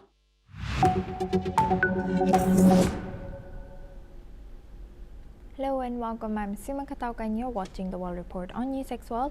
Let's take a look at some of the headlines of this hour. US President Donald Trump claimed Iran was totally defeated in the US-Israeli campaign and now wanted a deal, but he said he would not accept Tehran's terms.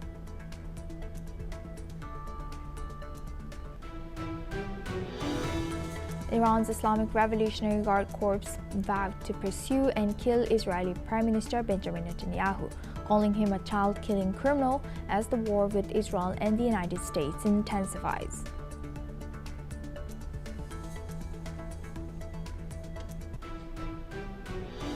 Today, Israel's military said it began a broad wave of strikes on western Iran, more than 2 weeks into the US-Israeli war against the Islamic Republic. President Volodymyr Zelensky said in comments released today that Ukraine would be happy to work with any Hungarian leader who is not a tool of Russian President Vladimir Putin, as tension drifts to the conflict in the Middle East. Kim Jong-un oversaw tests of 12 long-range rocket launchers as tensions rose during joint drills by United States and South Korea. Local media said the rockets struck a target 364 kilometers away with 100% accuracy. Ugandan opposition leader Bobi Wine said he has temporarily left the country after 2 months in hiding in the wake of presidential election in January that kept longtime leader Yoweri Museveni in office, as Wine disputed the outcome of the contest, alleging fraud, and had been in hiding since fleeing his home in Uganda's capital, Kampala. Kazakhstanis will vote in a constitutional referendum pushed by President Kassym-Jomart Tokayev to change about 80% of the country's basic law, which authorities say will democratize governance after the 2022 protests that left 238 people dead. TikTok's Chinese parent ByteDance has put on hold the global launch of its latest video generation model, Cdance 2.0, after a series of copyright disputes with major Hollywood studios and streaming platforms. The information reported on citing 2 people with direct knowledge of the situation. Now we move on to Iran. Iran's army says it has carried out drone strikes targeting security facilities in Israel. In a statement reported by Iran's state news agency, the military said the attacks targeted Israeli police and security centers. Tehran claimed that one of the targets was Lahav 433, an elite Israeli police unit responsible for investigating serious and organized crime.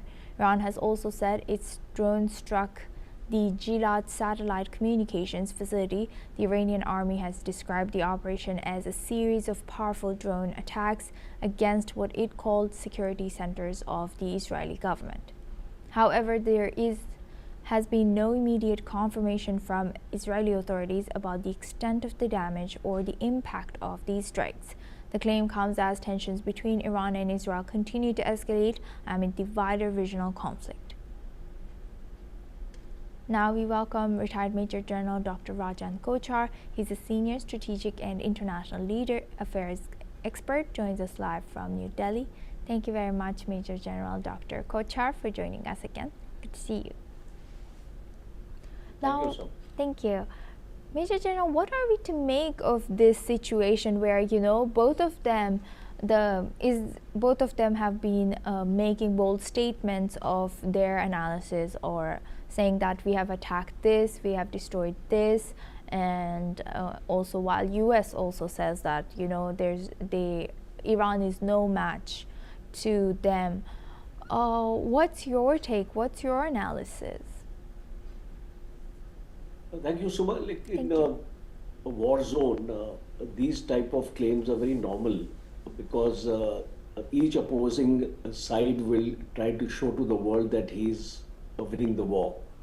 And what we can see is that in spite of President Donald Trump claiming that he has won this war, we still see a number of attacks, and precision attacks in particular, from Iran, and they continue to take place. So one thing is very, very clear, that Iran is still having its military potential intact.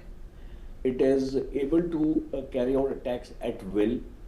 It is able to take out all those targets which we are discussing here, like the Lahav 433 headquarters, Gillette satellite defense communications center, and also we are also hearing that in Dubai also certain target attacks have taken place on the American banks like HSBC and Citibank. So when the war has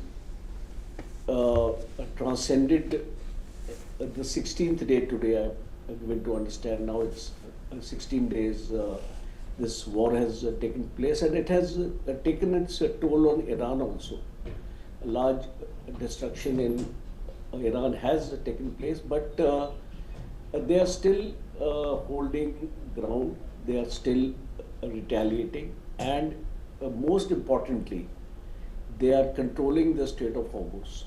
And the bone of contention, or the center of gravity of this war, is now shifted to the dominance of the Strait of Hormuz. Yesterday, the United States attacked the Kharg Islands, which is one of the major centers of oil, from where export of oil takes place with regard to 90% of Iran's output, and that's a very, very vital Yes, Major General. asset. Yes, I wanted to build on that. Major General, how dangerous is this situation that Kharg Island, which has, you know, if you look back, it has always been spared, this particular place, right? This island, even in last year's 12 days war, and even before that.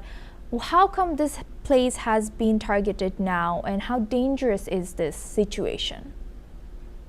Oh, this is a very good question, because now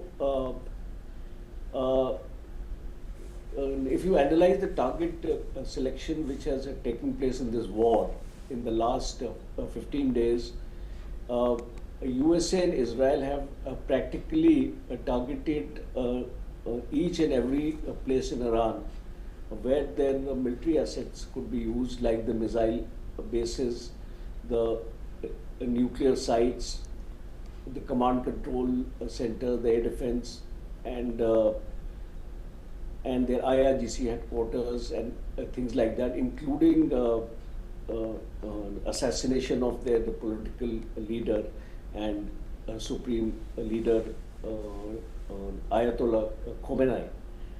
But what is happening now is that Iran is still not capitulating, and 3 days back Iran came out with 3 major conditions in order to halt the war, which I think are not acceptable to the United States. So now a situation of desperation is coming in front of President Trump, because he's into a situation where he cannot withdraw from here. He cannot leave this war scene without accomplishing his objectives, and therefore Kharg Island seems to be the last resort, possibly, to pressurize Iran to negotiate on the control of the Strait of Hormuz, or to keep it open for the other nations and the supply chain to actually happen from that place, including 20% of the world's oil which moves from here. So I think this Kharg Island can be a very, very dangerous thing, because in case US targets the oil infrastructure, so far the US has not targeted the oil infrastructure, but the moment this oil infrastructure is targeted, then I think all hell will break loose, because what Iran will do then will be to target the oil infrastructure of all the Gulf countries, including Saudi Arabia. So that situation is going to be catastrophic for the entire world, because it is going to plummet the price of the oil to beyond $150 a barrel. So that would be the, I would say, in this war, that would be the worst case scenario.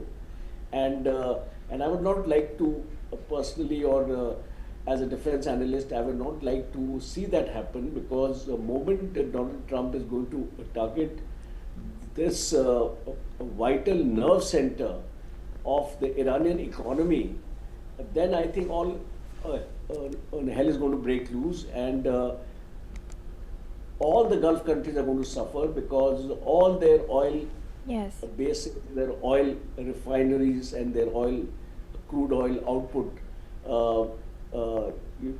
organizations and sites are going to be targeted.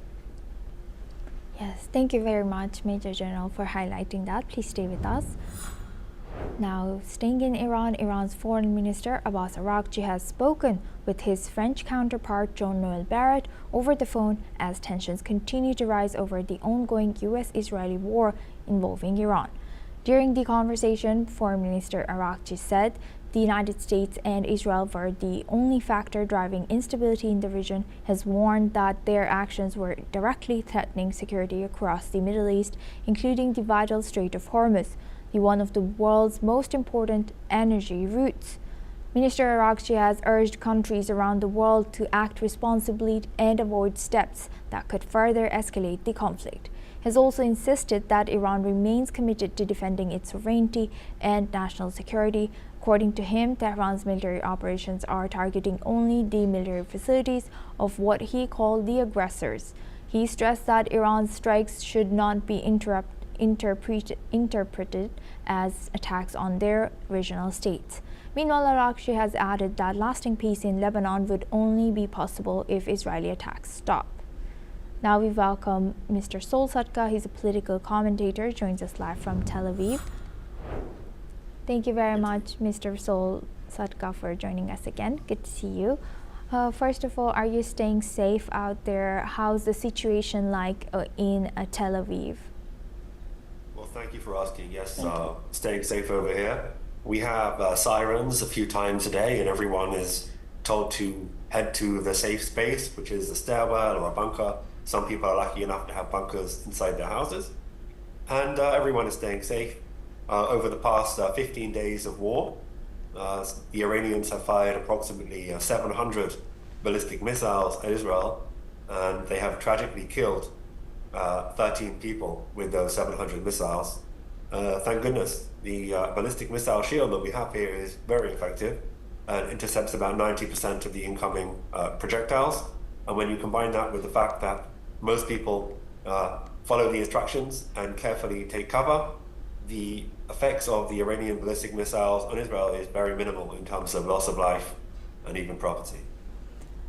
Thank you for letting us know that, Mr. Satka. And today we heard the reports coming in from Iran that Iran has sent warnings to Netanyahu, saying that Iran will be hunting him down. So how alert should Israel be? Absolutely. Israel has to be on absolutely high alert. There's no question that it's not just Israel that has infiltrated completely the IRGC apparatus. There's no doubt that here among us in Israel, there are no doubt people who are working for Iran. Perhaps not many, certainly not as many as there are there. But the authorities here are on very high alert on a permanent basis. VIP protection is extremely clever, although you can never be 100%. There was an assassination 25 years ago of a minister in the government while he was visiting a hotel in Jerusalem by people who might have been sent from Iran. Certainly they were terrorists from the West Bank. And you always have to be on high alert for that kind of thing. Yes, absolutely. Thank you for sharing that. And also, Iran's foreign minister spoke with French Foreign Minister Jean-Noël Barrot. So can we say that there is indirect diplomacy that is ongoing or open now? Look, I would say this much. The problem the Iranians have in terms of diplomacy is that they were presented over the past 20 years and particularly in the past last year, with a number of offers, which they could have accepted at any time. But unfortunately, their leverage now has been vastly reduced. The leverage that they have now is reduced by perhaps 90 to 95%. So they come to the table with nothing, really. I mean, what can they do? They can offer to hand over the remains of their nuclear material, maybe 400 kilos, but then the Americans also have solutions to pick it up themselves if they really wanted to. So they can threaten to continue to close the Strait of Hormuz, but that is a losing proposition because, as mentioned, the Americans can fairly easily and with minimal difficulty occupy a number of islands across the Persian Gulf, and that will limit completely the Iranians' ability to blockade the Straits of Hormuz. And then those islands will be lost to them. So they have very limited leverage. They are currently Laranjani, who is effectively the power behind the scenes because their current supreme leader, you might have noticed, appears to be either dead or in a coma, and they're using a cardboard cutout as a representative of him. So Laranjani seems to be running the show. He put out a threat not 1 hour ago, suggesting that, implying really that Iranian sleeper cells in the West might be planning terror attacks. He framed it as this was going to be a Zionist, inverted commas, false flag, but of course what he means is he doesn't know what his sleeper cells in the West are quite planning because they're all disconnected at this point. And he is getting out ahead of the curve to prepare the propaganda field in case there is such an attack. So again, they have nothing really to threaten the West with that can really harm them on a strategic level. And if they have nothing to threaten the West with, because of course the pain of the Straits of Hormuz being closed has really already happened.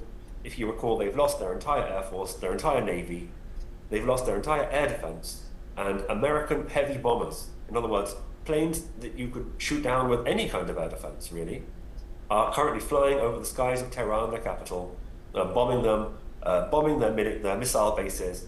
They have almost none of their missiles left. They've lost at least 90% of their missiles and drones just in 2 weeks.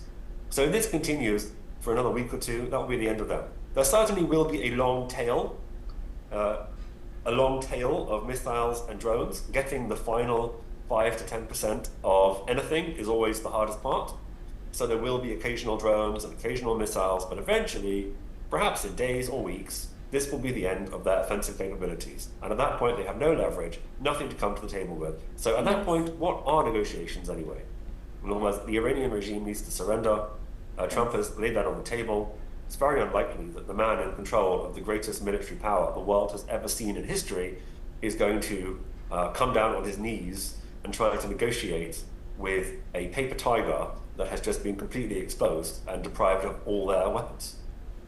But time, Thank you who very knows, much. anything's possible.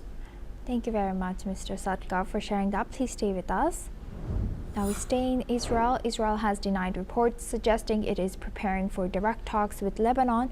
Israeli Foreign Minister Gideon Sa'ar said the government is not planning negotiations with Lebanon in the coming days. He has also rejected claims that Israel had informed the United States that it was running low on missile interceptors. The remarks follow reports which suggested talks between Israel and Lebanon that could take place soon, and that Israel had warned Washington about a shortage of ballistic missile interceptors. Meanwhile, the Israeli Defense Forces says it has destroyed command centers of Hezbollah's elite Radwan force in Beirut. The latest developments highlight the rising tensions in Israel's northern front as the regional conflict continues to expand. Now we welcome back retired Major General Dr. Rajan Kochhar. Thank you very much, Major General, for staying with us. Now, how do you think, how will Israel move, or do you think Israel is capable of balancing their fight with Syria, their fight in the border with Lebanon, and inside the Lebanon, and with proxies, including in Yemen, and then of course with Iran as the tensions escalate, and this goes on for more than 2 weeks now? You see, any country will find it difficult to operate on a number of fronts. Resources are that many. Your firepower and your manpower to fight these wars also is limited. And if these conflicts are drawn out for a longer period, you may be able to fight a short war. But if it is a longish kind of conflict, then possibly it is going to be very, very difficult. Second is that US support to Israel has always been there.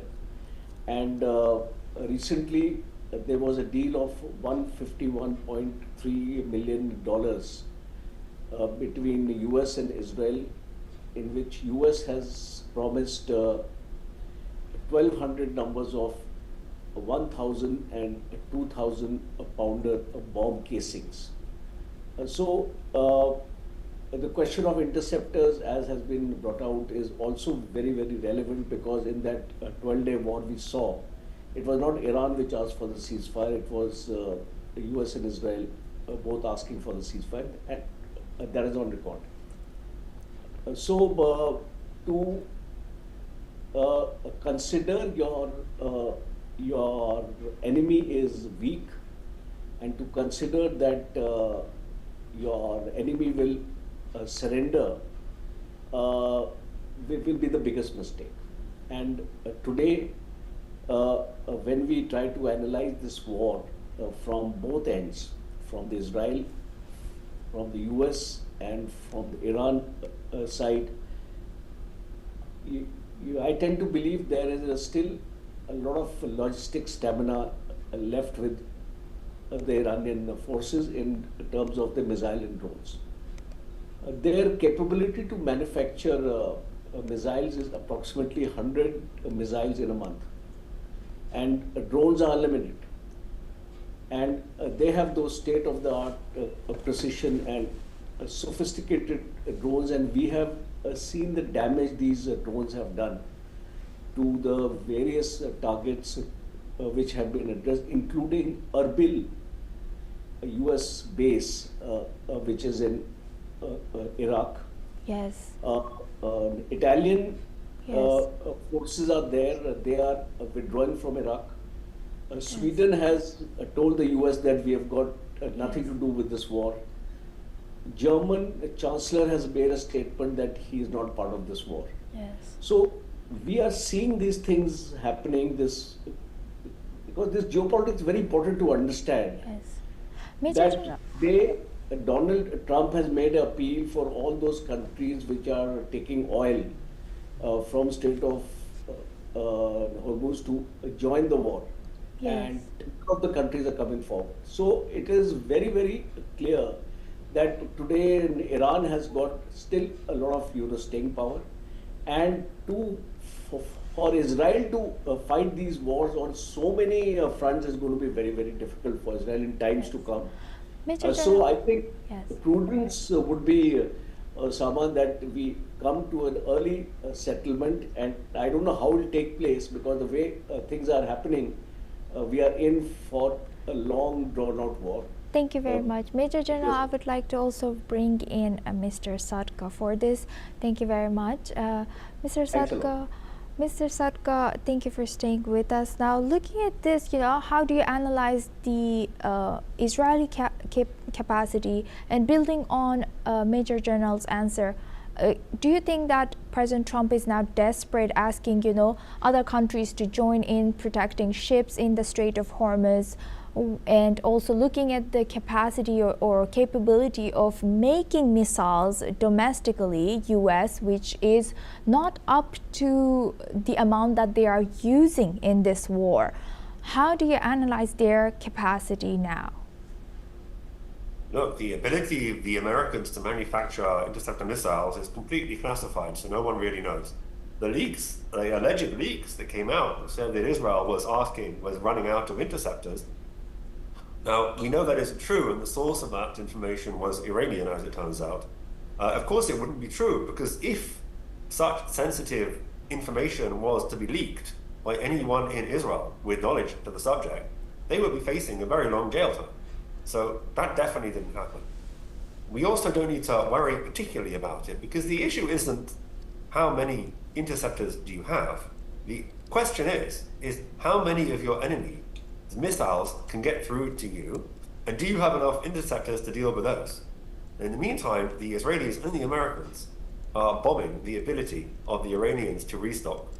It's impossible for them under this kind of condition to communicate with each other, let alone put together these very complicated missiles which require large supply chains, factories all over the country in Iran.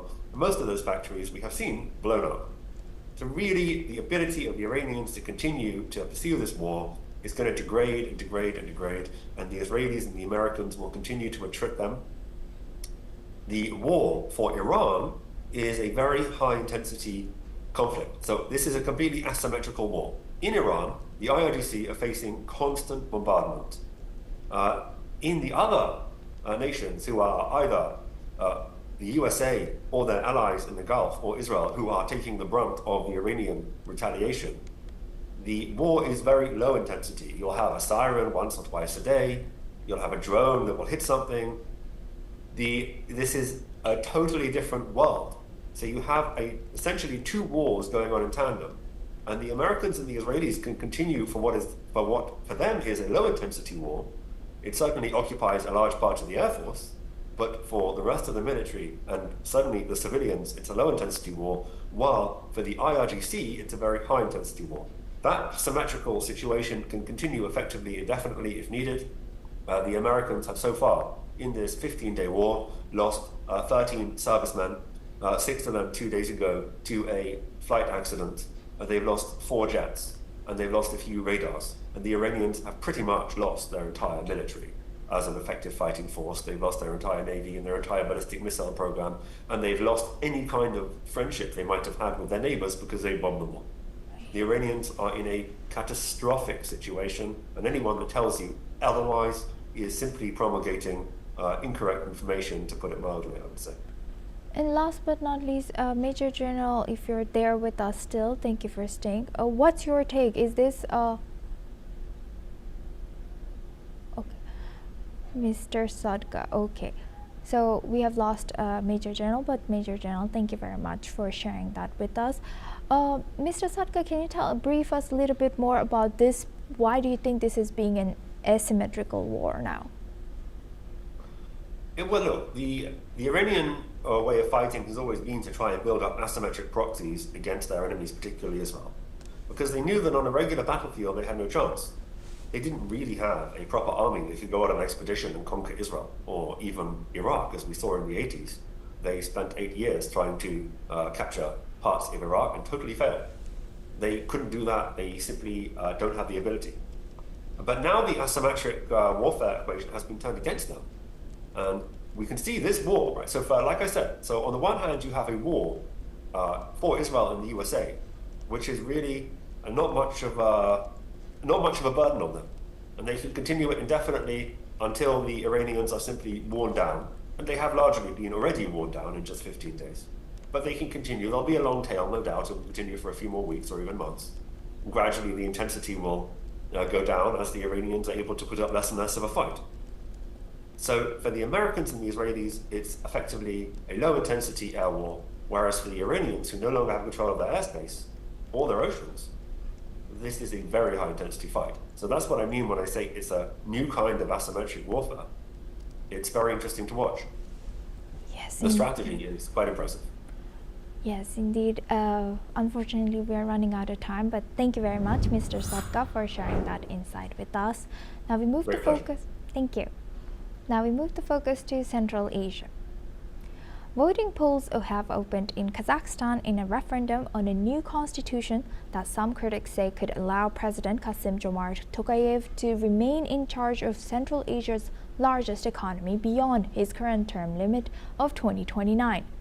Tokayev, a former diplomat who has maintained good relations with Russia, the US, and China, has called the referendum a truly historic moment that moves Kazakhstan, an energy and minerals giant, away from a super-presidential system towards a greater separation of powers. Tokayev has said that he will step down in 2029, but some observers say a new constitution could reset his term limit, a tactic used by the leaders of several other ex-Soviet republics, including Russian President Vladimir Putin.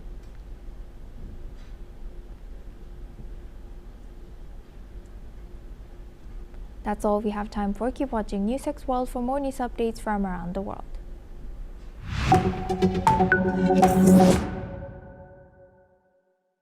What we can do as the Interparliamentary Union to strengthen democracy, to promote human rights, to ensure that humanitarian law is respected. UN Security Council needs a makeover, a comprehensive reform, and India deserves a position there, a role there. Prime Minister Modi during Operation Sindoor made it amply clear that war has never been India's choice. We are with the side of peace. We are neither neutral nor indifferent. We are with peace. We would have dealt with US a whole lot on trade and those kinds of things, and that's not as certain these days. So we have to go back and look at our European partners, our Asian partners. An opportunity to exchange, to have a dialogue, to have a debate on a different perspective on finding the solution of the conflict. First thing that is important to have a common ground, and that we do have with humanitarian laws and human rights, but also to say, okay, what does it mean for us as a country to act on these laws, and how can we work together? When we realize that there's something wrong with democracy, the institutions and policies, values come together and we take stock, and it's possible then to improve and chart a new course for democracy. It's the people's right to self-determination, and if they want to be independent, they should be independent. We will not start a war against Greenland.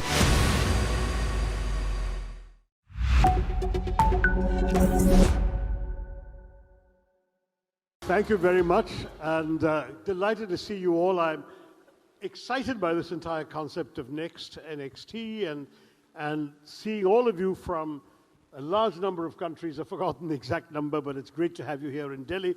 And we're really privileged to have with us the redoubtable Scott Morrison. He was joking to me that now that he's no longer Prime Minister, he's happy to talk about anything. But we're going to focus as much as possible on the Indo-Pacific, which is, of course, an area of great interest to both our countries. But before we get there, I mean, I will call him very respectfully Mr. Morrison, but you all know that he was widely known, even in his own country, as ScoMo. And on a memorable YouTube interaction, he demonstrated his proficiency at making ScoMosas. Now, you've got to tell us who taught you that trick. Well, it was a bit of self-taught, and it's something I've been doing for many years. I actually had breakfast, so it's something I love about Indian culture, and it isn't just cricket and movies and all of these sorts of things. It's high carb, as you probably know. It is very high carb, particularly the way I make it. Well, I'm looking forward to the time when we can share a samosa together, Mr. Morrison, especially one from your hands. But when you're in Delhi, you'll get various and perhaps not of as good a quality as you will produce in the Australian outback. But we've got you here today at an interesting and challenging time in the world. And though we will have to move to the Indo-Pacific, which is where our main focus is, it's difficult to escape the reality of what's going on in the world today, the torrent of drones, missiles, and bombs, which has dominated the periphery of Iran since the 28th of February. Today we're now in the 13th of March. That's 13 full days of conflict that have gone on in the region. Number one, where do you see this heading? And number two, what are the consequences for our countries, yours, mine, and the broader region? Well, the first point I'd make is, regardless of what plans any of us might have when we're in government, events and opportunities usually come crashing in and will start determining what you might have to deal with more immediately. But that said, what's happening in the Middle East, I don't think is off strategy, particularly from the point of view of the United States. I mean, for more than almost 50 years, what Iran has been doing in the Middle East has at best been a nuisance, and worse been terrorising their neighbours and the rest of the world. It is hardly a positive regime, and it is a regime that has threatened everything from oil supplies to the livelihoods and indeed lives of people right around the world, and in particularly in the United States and elsewhere. So the opportunity to be able to degrade and as far as possible destroy their capability to continue to do that is an important objective for which, particularly after the 12-day war, there was an opportunity to do that in partnership with Israel, and that's what we're seeing played out. A window of opportunity has presented itself, and I think the United States, together with Israel, is taking that opportunity. What I think is different to what we've seen in the past, and I know there has been a plethora of narratives that have sat around this particular conflict. But if you look back in the strategy documents of the United States, you will see that there is not a proclivity to want to be engaged in the sort of boots-on-the-ground extended conflicts that we've seen in the past. We saw that, I know it's not the same thing, but in Venezuela, where there was a very quick action, the message was sent, the issue was dealt with. This is a far more complicated issue. It is one involving a far larger regime with a greater military capability. And you will see the United States, together with Israel, seeking to degrade that capability as far as possible and as much as possible up until the point in which further escalation requires them to go effectively off strategy and involve boots on the ground and things of that nature. So while regime change would be desirable, I don't think we can set it up as an objective of success of these strikes. It may well come in the future because of the weakening of the regime, but to expect it to happen within 2 weeks of strikes, well, it'll be the first time that has ever happened in world history. So let's be careful about how we judge the success criteria. I would say the United States, together with Israel, has done more to deal with the menace of Iran than any previous administration. Fair enough, but Australia has traditionally been a strong upholder of the principles of international law. Surely they've all been breached in initiating this conflict. It's a violation of the Charter, a violation of the sovereignty of Iran. There's been this case for so-called preemptive self-defense, but then the Omani negotiators who were meeting at the very time the first bombs fell, they've been saying that the Iranians had already conceded completely that they would not have nukes, they would not enrich, they'd have zero stockpiles, and all they were waiting for was structured sanctions relief from the US, and the deal was about done. Now, if that's true, then preemptive self-defense also doesn't make any sense. How do we justify an unprovoked assault under international law? I don't think it is true, is the point. And I'm not surprised that that narrative has emerged afterwards. Has been the narrative, and that's been what we've seen in the Middle East for decades. It's throwing a... This mic, I think, needs some adjustment, folks, because we're losing Mr. Morrison's voice periodically. But yeah, maybe hold it closer, sir. Yeah. I'll try that again.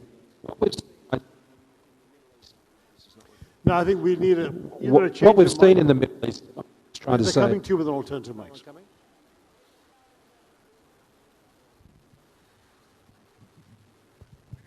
What we've seen in the Middle East, I think, is the use of international systems, the use of international norms as a cover to enable illiberal terrorist regimes like Iran do what they've been doing.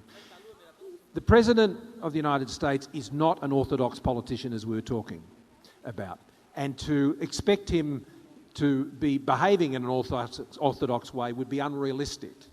And so where international norms and systems are being used to continue what has been an abominable practice, then how on earth can we support them?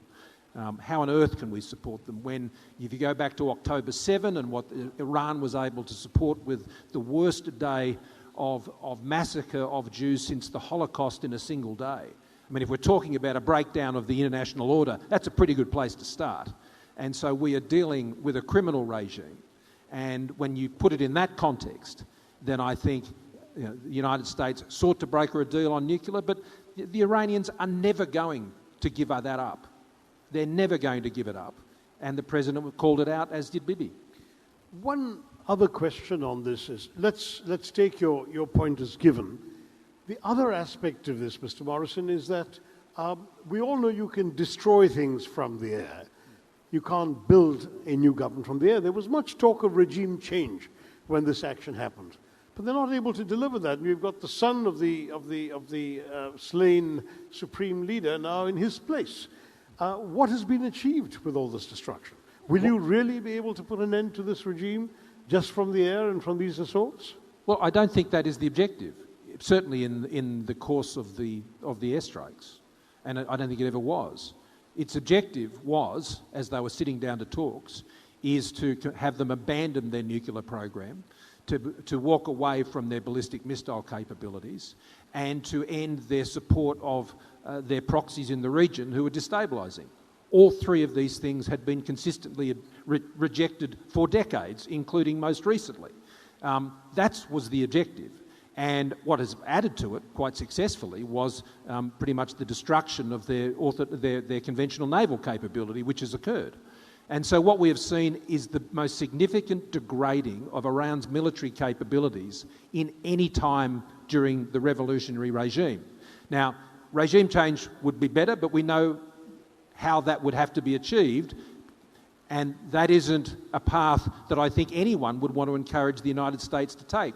I find it a bit odd that in some of the commentary that I've seen, whether in the US or elsewhere, they're almost saying, well, you have to achieve regime change, and you have to go in and put some boots on the ground to achieve that. But if you did that, that would be a big mistake.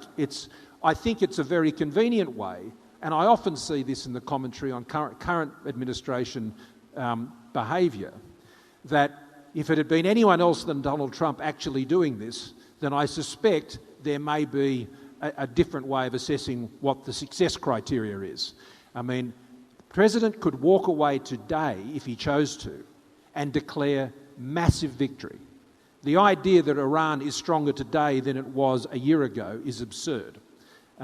It is a deeply weakened state.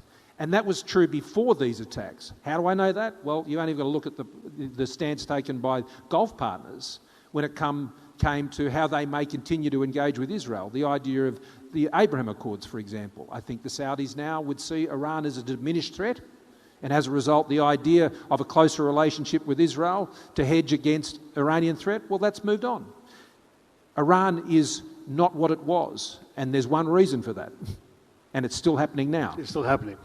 Finally, you and I mean, Australia and India, both of us, neither of us is in power in government anymore, but we both follow national policies very closely. We both need trade, and though we're not overwhelmingly dependent on trade through the Straits of Hormuz, we're both significantly dependent on it.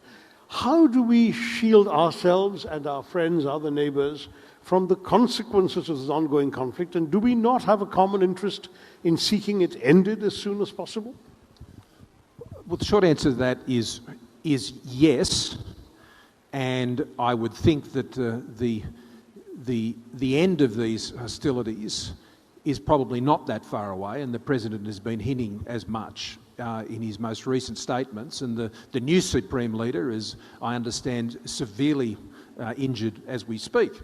And I suspect both Israel and the United States will seek to maximise what they can continue to achieve in the time that they have remaining. But I think there is a limit to that time. I think it's dangerous to put a specific time on it, because that only shows your hand to your adversaries, and they may seek to wait elements of that out. But when we're talking about things that are going to affect the world for the next 10 years, the Straits of Hormuz could be open in 3 weeks. And yes, that means that in the short term there's been a tremendous impact. But this can rebalance quickly, not immediately, but it can rebalance quickly. And if that happens as a consequence of being able to remove one of the most destabilising elements in the Middle East for a more stable future of the Middle East, well, that's got to be a plus.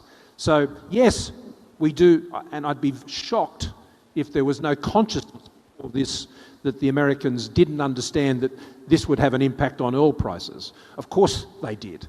The question is, for how long and to what end, and the balance of assessments about when you cease those operations and go into a different phase. Right. Well, the prices have been seesawing, as you've seen.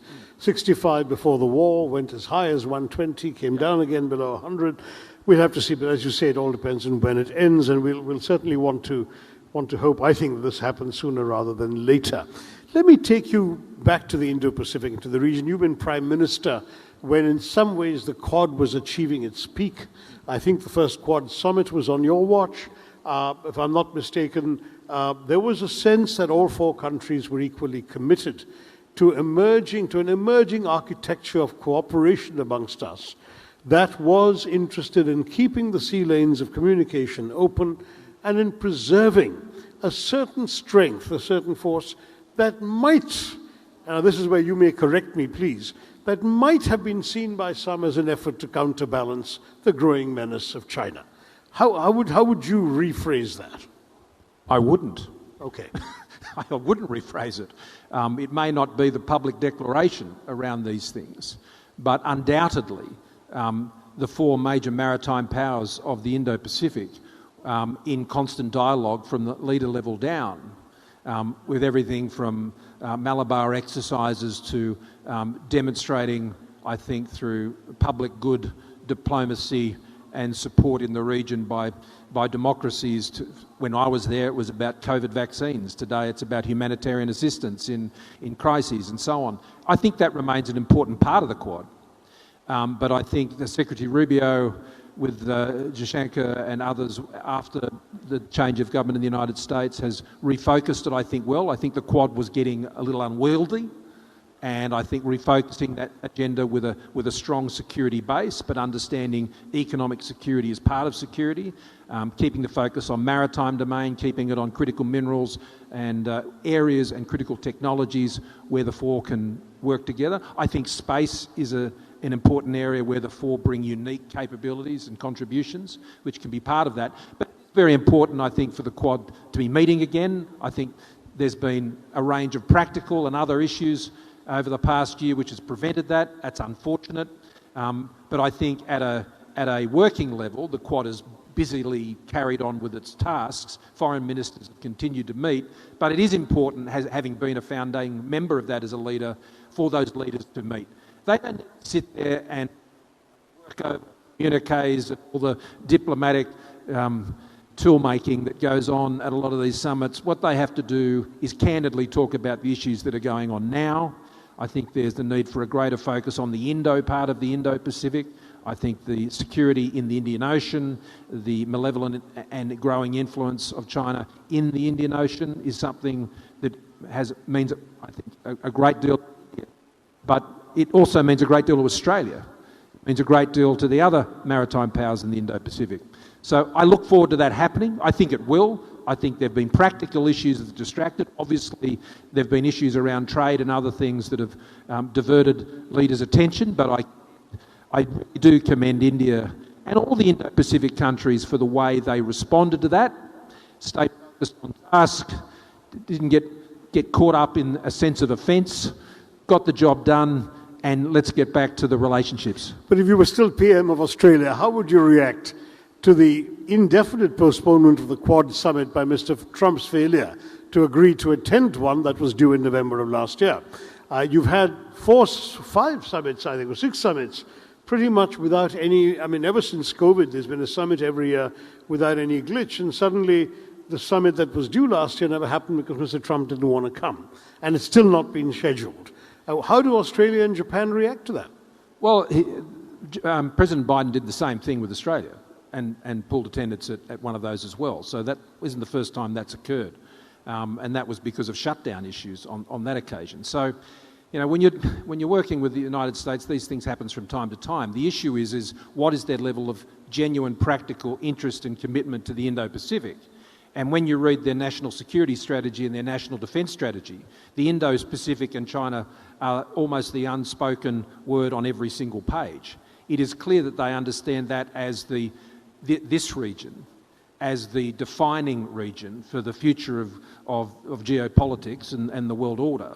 And the fact that he would prioritise, as I think he's wise to, the meeting with Xi Jinping, which is in a few weeks, that is providing a very important safety valve for the tensions that are there.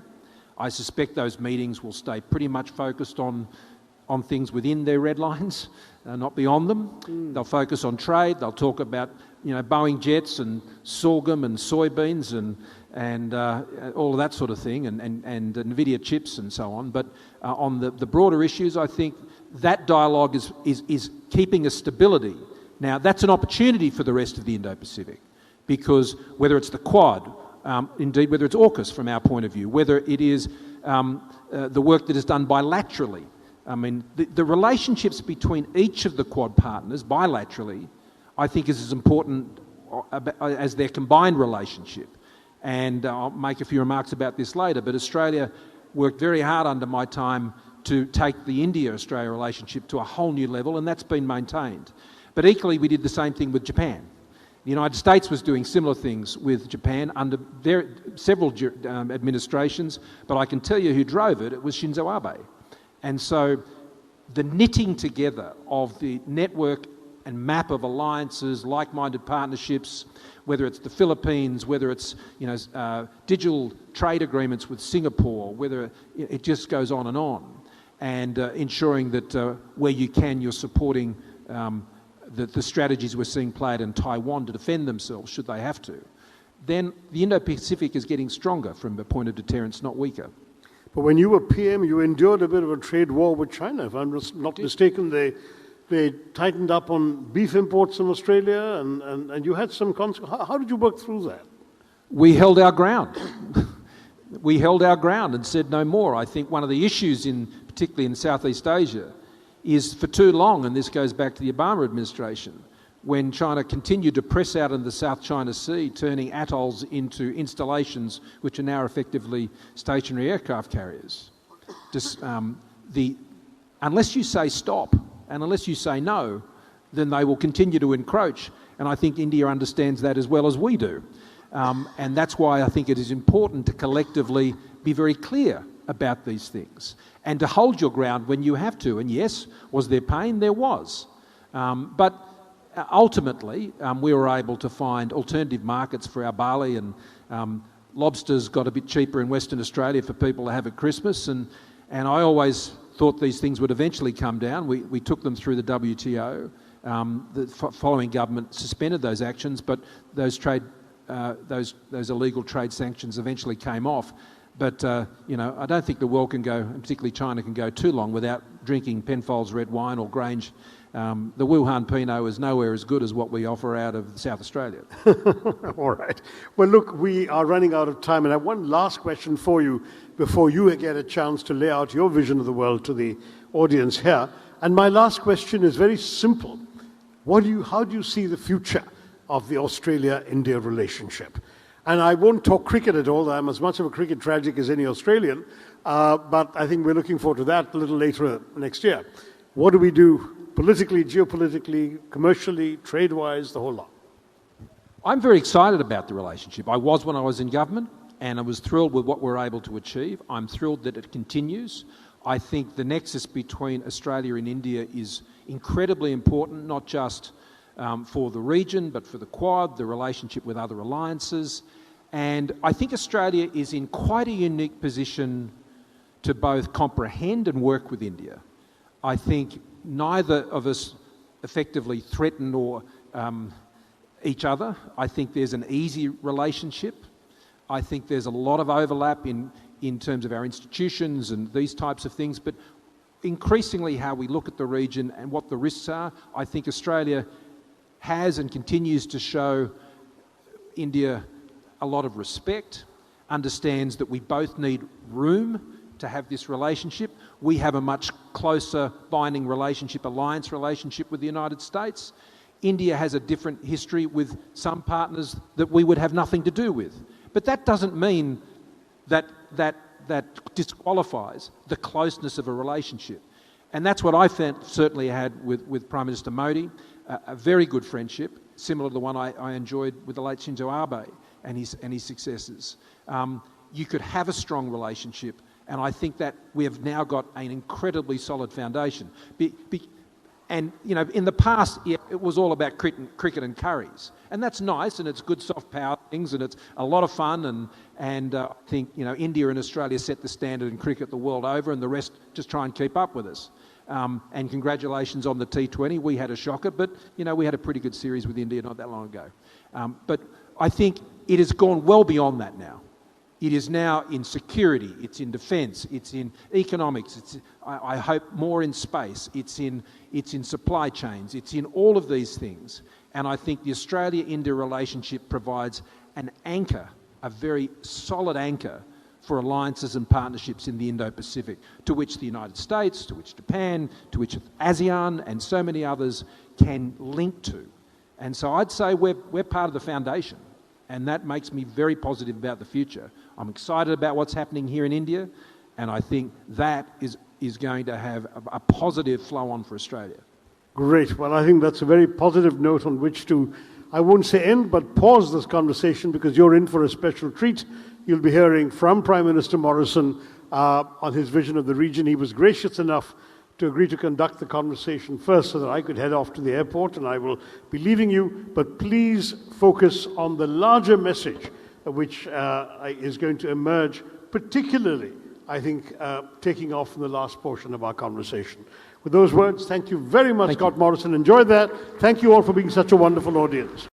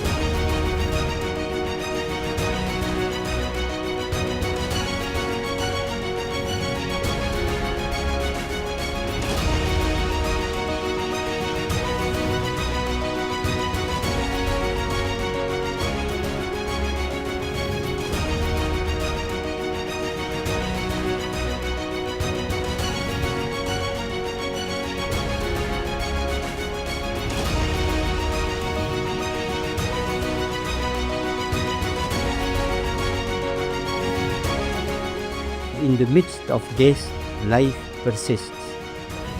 In the midst of untruth, truth persists.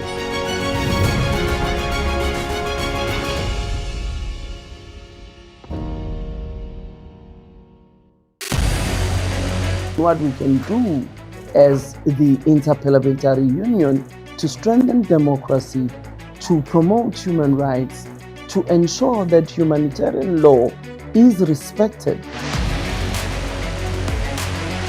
UN Security Council needs a makeover, a comprehensive reform, and India deserves a position there, a role there. Prime Minister Modi during Operation Sindoor made it amply clear that war has never been India's choice. We are with the side of peace. We are neither neutral nor indifferent. We are with peace. We would have dealt with the US a whole lot on trade and those kinds of things, and that's not as certain these days. So we have to go back and look at our European partners, our Asian partners. An opportunity to exchange, to have a dialogue, to have a debate on a different perspective on finding the solution of the conflict. First thing that is important to have a common ground, and that we do have with humanitarian laws and human rights, but also to say, okay, what does it mean for us as a country to act on these laws, and how can we work together?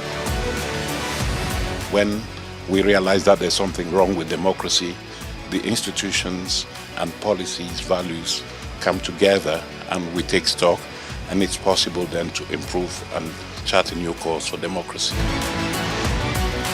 It's the people's right to self-determination, and if they want to be independent, they should be independent. We will not start a war against Greenland.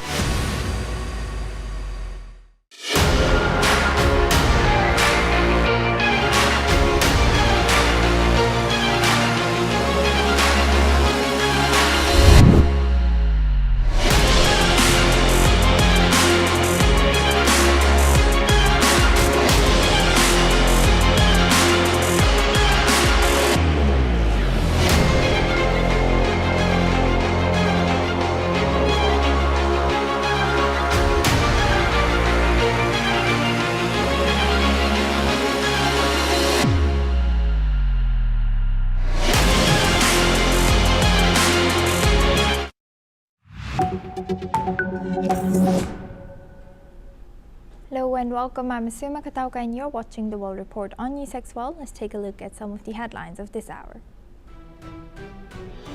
US President Donald Trump has claimed Iran was totally defeated in the US-Israeli campaign and now wanted a deal, but he said he would not accept Tehran's terms.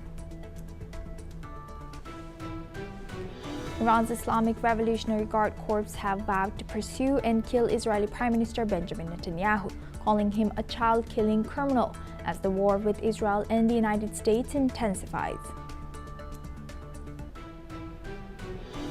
Today, Israel's military said it began a broad wave of strikes on western Iran more than 2 weeks into the US-Israeli war against the Islamic Republic.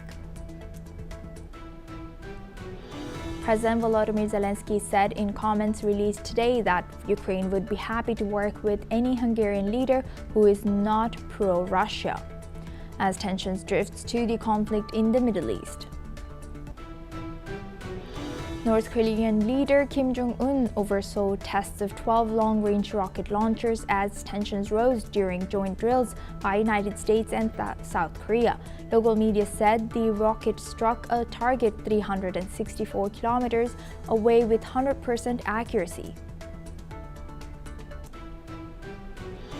The European Union has extended for 6 months sanctions against people and entities deemed to be supporting Russia's war against Ukraine after a deadlock due to Hungary and Slovakia maintaining vetoes.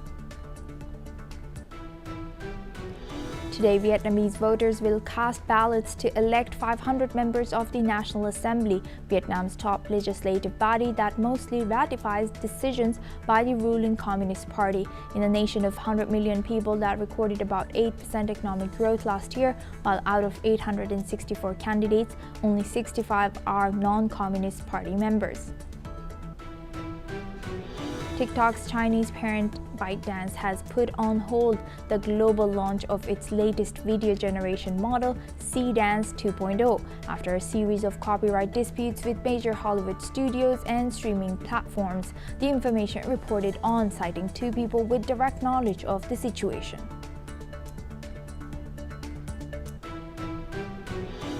Now we start this hour with Middle East. Israeli media reports say a fragment of an Iranian missile has struck a residential building used by the U.S. consul on Israel. The reports say the missile debris hit the building during Iran's latest ballistic missile attack on the country. Meanwhile, 2 men in their 50s were lightly injured in the attack, according to Israel's emergency service, Magen David Adom. Local media also reported that one of the missiles carried a cluster bomb warhead. The missile is said to have released submunitions over parts of Israel, including the southern city of Eilat and areas in the center of the country. Earlier, local authorities in Eilat said air defense systems had intercepted an Iranian ballistic missiles above the city. The incident comes as tensions continue to rise between Iran and Israel amid the wider regional conflict. Now we welcome Ms. Alison Mutler. She's a former AP Bureau Chief in Romania, joins us live from Bucharest. Thank you very much, Ms. Mutler, for joining us again. Thank you, Asuma. Thank you. Good to see you. Now, looking at the situation in a Middle East that's escalating, how do you think, considering all the things we have heard in the past 24 hours, how do you think Israel is managing to balance the war with Iran versus what's going on between them and Syria and in Syria, and what's going on between them with Yemen, Hezbollah, in Lebanon as well? Well, yeah, I mean, Israel, okay, they launched the strikes on the 28th of February with the US, but they are under siege from every side. The only, if you like, good thing we can say is that Israel is used to being under siege. There are a number of countries that want the obliteration, the end of Israel. They think it shouldn't end, that shouldn't exist as a country, including Iran. So they have a very good defense system, very good military, very good intelligence agencies there, and they do spend a lot on military and defense because they need to, because they have plenty of enemies there. I understand there are some reporting restrictions at the moment because they are in a state of war. I think they've had 14 dead, if I'm not wrong, and 3,200 injured. So they are under attack more than ever, which is to be expected because this conflict is now more than 2 weeks old. So I think they've approved extra spending for the military, emergency funding, because it is a time of crisis for this conflict. But they do have deep reserves in the military, and they do have a long tradition. And as I said, their army is very well equipped. They have very good intelligence, and they have very good military officers as well. But it is a time of great strain. They have the famous dome that protects them, and it has managed, obviously, to save lives and save assets and buildings and things. But it's not perfect because there will always be holes in a defense system. So it is a time of heightened military pressure, heightened political pressure, and it's a very tough time for them. I mean, their airports are closed or flights are cancelled, the same as Dubai and other places in the Middle East. This is a war in the Middle East, and it is to be expected that Israel be under a lot of pressure, but they are a very well-prepared nation because of their history. Do you think that they are ready, or they were ready to fight this, or from your analysis, how long are they ready to fight this? Because we also heard reports which hasn't been confirmed yet, but they say that Israel has asked for extra munitions or support from US, but Israel hasn't commented on this yet. So, don't you think Israel's munition stockpiles have been exhausted after Absolutely. 2023 and Gaza war? Yes. Yeah, they have, we're not feeling sorry for them, but they've had a massive amount of conflict since the 2023 attacks. And however much they spend, however well organized they are, and they're using cutting edge military equipment, they do need more. I think that, they were very much in favor of these strikes on Iran, and they have been for some time, because Iran wants to wipe Israel off the map. And also Iran funds Hezbollah, which is another enemy of Israel. But I mean, as good as their defense is, I mean, it's not a massive country. It's a country that, if you like, punches above its weight in the world for the size it is. But, they're stretched, they must be stretched to the maximum, and therefore they do need help from their allies, and their number one ally is the United States. So yes, however, it's a war on many fronts for them. It's Lebanon, yes, and it's the Middle East, it's Iran, they have, as you said, with Syria, it's a very difficult time, and it is to be expected that their stockpiles are running very low, particularly after years of conflict. Yes.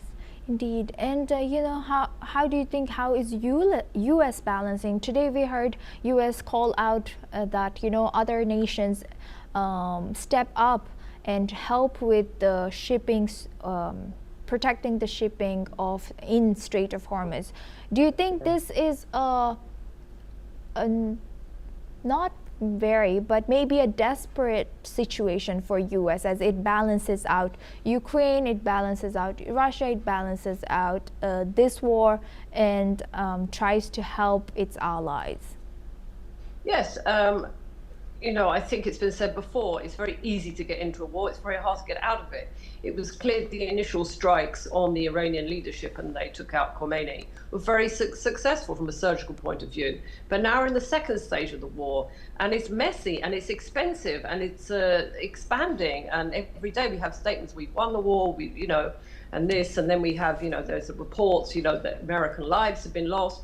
So I think that the US definitely needs allies at the moment. They want their European allies. Donald Trump was very annoyed with Spain because Spain wouldn't let Washington use its bases. Countries like Germany, Romania are letting the US use their bases for defensive purposes.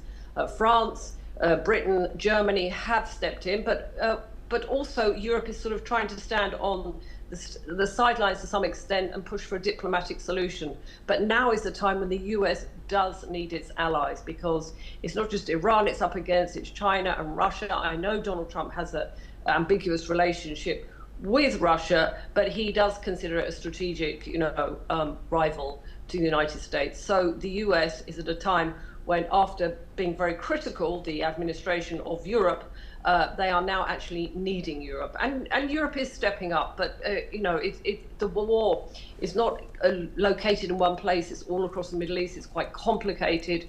Iran is very well equipped to fight a war of attrition. They're very good at long-term conflicts, whereas the US prefers things to be, or particularly Donald Trump prefers things to be short, with a start, a middle, and an end. So in a way, there are some strategic, tactical advantages for Iran in this war the longer it continues. And the US needs its allies for political reasons, diplomatic reasons, and most importantly, for military reasons. And some of the allies have been stepping up, but I think Donald Trump for sure wants more, as he said, because he's been very critical of leaders, he says, who haven't offered the US enough support, like the UK, for example. Yes. Thank you very much, Ms. Mutler, for sharing that insight with us. Now we move on. Israel has approved an emergency military budget as the war involving Israel, the United States, and Iran enters its third week. According to Israeli media reports, cabinet ministers have cleared a 2.6 billion shekel package, roughly $827 million, during a telephone meeting held over the weekend. The funding will go towards urgent security purchases as the fighting continues to intensify. Officials say the money will be used to acquire additional munitions, procure advanced weapons systems, and replenish critical combat stocks for the military. The move comes as the government says the scale and intensity of the conflict now require immediate operational support for the armed forces. The funds will come from Israel's broader $222 billion state budget approved earlier this month. Lawmakers in the Knesset are expected to formally adopt the budget by the end of March. Now we welcome retired Major General A.K. Sivachi. He's a geostrategic expert, joins us live from New Delhi. Thank you very much, Major General Sivachi, for joining us again. Good to see you. Now, looking at this situation, do you think that Israel has been using their stockpiles of missiles in this war faster than they were prepared to, or do you think that it's just that the war has been longer than they supposedly planned to? Yeah, Suma, both facts are right. I think Israel was not prepared for a long war. Both Israel and US thought it will be a short war because they had an experience of last 12 days war in. So they felt it that the moment Ayatollah al-Khamenei was killed, along with the top 40 military commanders and political leaders, possibly Iran will come to its knees and will not fight a long war. But they underestimated the capability and strength of Iran, and that's why they are suffering now. The point today is that Iran has a huge arsenal of missile rockets of almost about 10 to 12,000, and it has a drone about 1 lakh, including Shahid drone 136.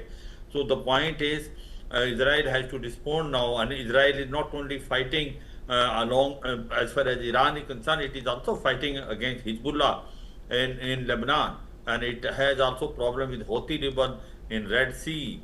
So therefore the point is a multi-pronged attack is being taking place. They have to fight it. They need more money. They need more weapons. Traditionally, Israel has been always getting weapons from US. So that's why this 827 million emergency defense budget has been approved by the Israeli government, and that will be used by that. But certainly this war is not going to end so soon.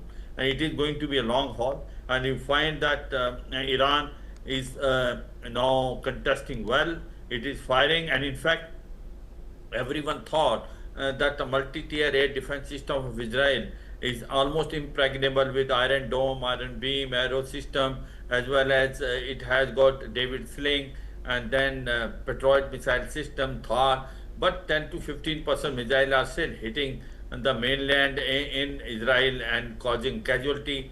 The second thing is the Hezbollah has become very, very active from Lebanon. So overall, I suppose Israel and US both underestimated the capability of Iran. They thought war would be shorter, not long, and they are now realizing it. They are for a long haul, and let's see how things build up. Today also we saw warnings by Iran to Israeli leader Benjamin Netanyahu come out. How do you think how serious they should take this, or do you think they should just not take it as serious? What's your take? Are you mentioning about Netanyahu not being present there? Is that he is not coming public? Is that a question? No, my question, Major General, is that, today we saw warnings from Iran coming that they will be trying to assassinate Israeli leader, as Israel has and US has assassinated their leader. How do you think this warning, how serious should this warning be taken by Israel? No, Israel has to take this warning very seriously. They can't take it lightly. No denying the fact in the beginning of the war itself, US and Israel managed to kill almost top 50 military commanders and political leader of Iran, and including their supreme leader Ayatollah Khamenei. And the Iran is now also giving threat that they will also try to do same thing in Israel. So I don't think Israel will take this threat very lightly. They will take it seriously. And there are rumors that Ayatollah Khamenei death, that Dhafra Airbase, who has taken over, he has not been also seen. As far as Israel is concerned, Netanyahu has not been seen in last 4 or 5 days. There are also rumors of that effect. But all said and done, both sides are now preparing themselves for a long haul. And it looks like that from military war, it is becoming an economic war. And the way the Iran has now starts targeting the military installation as well as the military bases of US in Middle East, and also block Strait of Hormuz. That is the economic tool available. Once you block the Strait of Hormuz, imagine almost 20% of the oil of the world goes. Not only oil, then it is also the LNG, LPG, as well as the fertilizer, the urea goes from there. So therefore, very cleverly, Iran has made it this military war into economic war, and it is going to have adverse impact, and let's see how things pan out. Yes, 100%. Thank you very much, Major General, for giving that timely insight. Now, staying in Iran, Iran has launched a sweeping crackdown on suspected spies as the war with Israel and the United States intensifies. Local media reports that dozens of people have been arrested across the country on accusations of sharing sensitive information with Israel. According to reports, authorities in northwestern Iran detained 20 people accused of sending location details of military and security facilities to Israel. In the northeast, another 10 suspects were arrested for allegedly gathering intelligence on sensitive sites and economic infrastructure. Iran's Islamic Revolutionary Guard Corps says Israel and the United States are attempting to infiltrate the country using spies and mercenaries to fuel the unrest. Meanwhile, 3 more individuals were detained in Lorestan province for allegedly spreading unrest and attempting to disturb public opinion. The arrests come as Israeli and US fighter jets continue striking targets across Iran, with reports suggesting Israel is using tip-offs from informants on the ground to identify new targets. Now we welcome back Ms. Alison Mutler. She joins us live from Bucharest. Thank you very much, Ms. Mutler, for joining us. Now, lots of information coming in from Iran. But of course, what its Iranian government is doing with these people is not right, and also not a long-term solution. How do you think moving forward this will maybe eventually come back as is a point of maybe no return for Iranian regime that's still carrying on as it was in Ali Khamenei's time?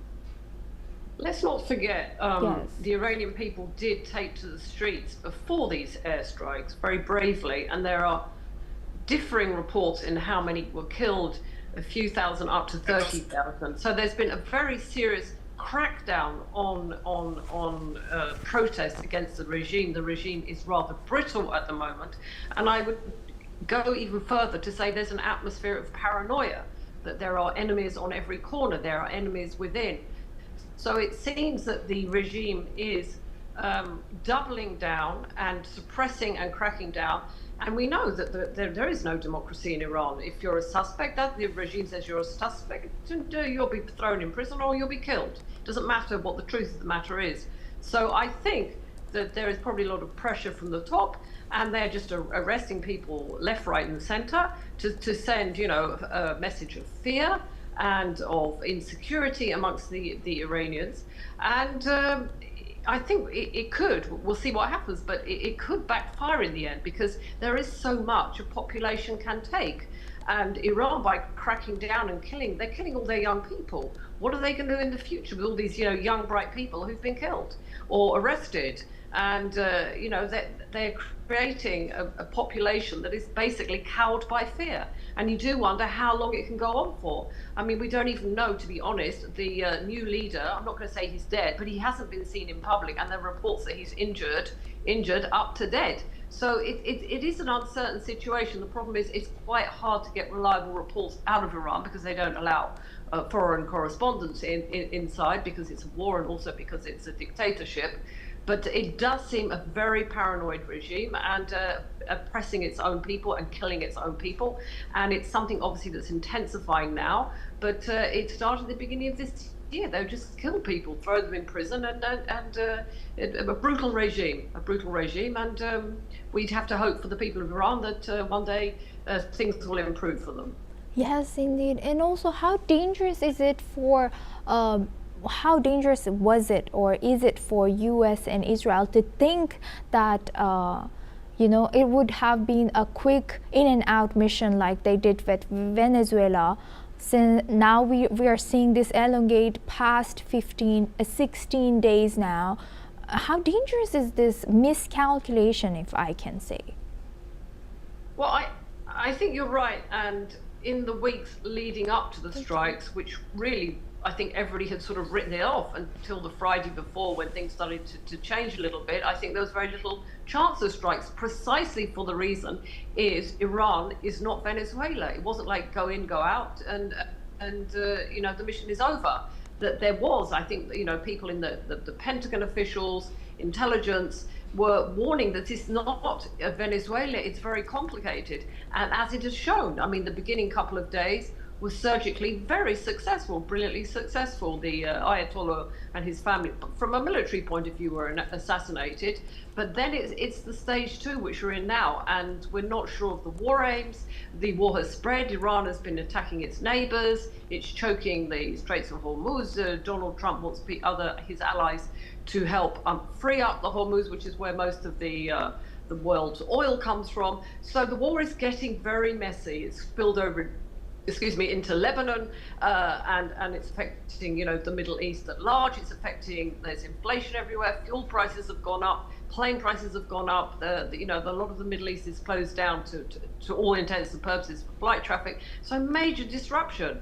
And, I think Donald Trump, he doesn't like long wars. He doesn't, and also his voters, and Americans generally, they don't want to be involved in another long war. So it's messy, and I think that Donald Trump, he wants, to declare this war a success, but it's becoming very messy, and it's hard to say how he can extricate himself from this conflict and say it's been a success, and also what the aims are beyond just bombing Iran. What else? I mean, they say they've neutered or neutralized the nuclear capacity of Iran, which was building these uranium-rich nuclear. But it's again, it's unclear, and it is messy, and it will cost Donald Trump politically, and it's costing the whole world economically as well. 100%, yes. With that, I would like to thank Ms. Alison Mutler for joining us today and sharing that insight with us. Thank you very much. Now we move on to UN. The United Nations Migration Agency, the International Organization for Migration, has warned that the escalating conflict involving Iran could trigger mass displacement across the country, raising concerns of a rapidly worsening humanitarian crisis. According to UN estimates, millions of people may already be on the move inside of Iran as airstrikes and military operations intensify. Preliminary assessments have suggested that up to 3.2 million people have been displaced internally since the conflict escalated in February, although the real figure could be higher due to communication disruptions and limited access to affected areas.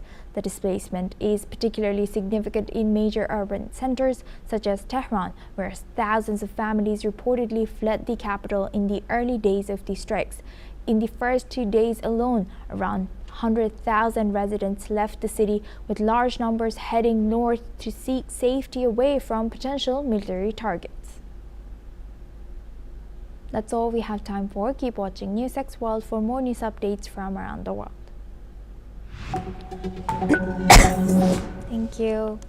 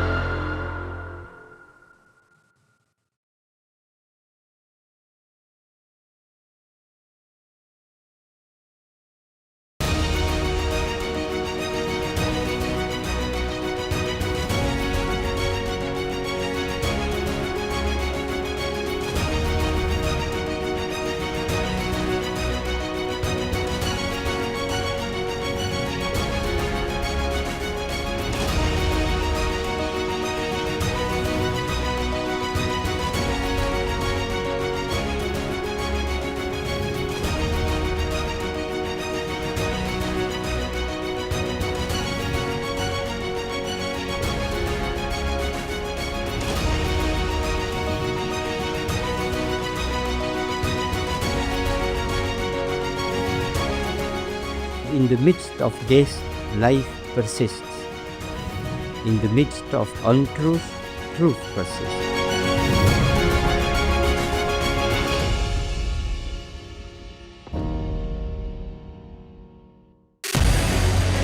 What we can do as the Interparliamentary Union to strengthen democracy, to promote human rights, to ensure that humanitarian law is respected.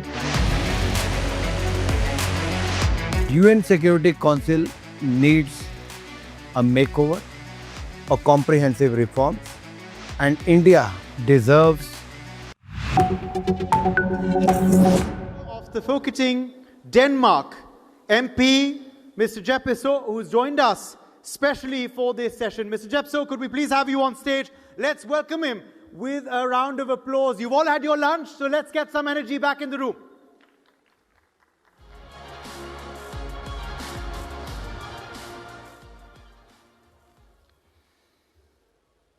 Thank you so much, Your Excellencies, dear colleagues and guests. It's a privilege to be here in New Delhi. If you want to understand our changing world and you want to see the future in full real time, there's honestly no better place to be than right here. Yesterday I was talking to a journalist down here called Adash. We were discussing the state of the world, and we got into the topic of freedom.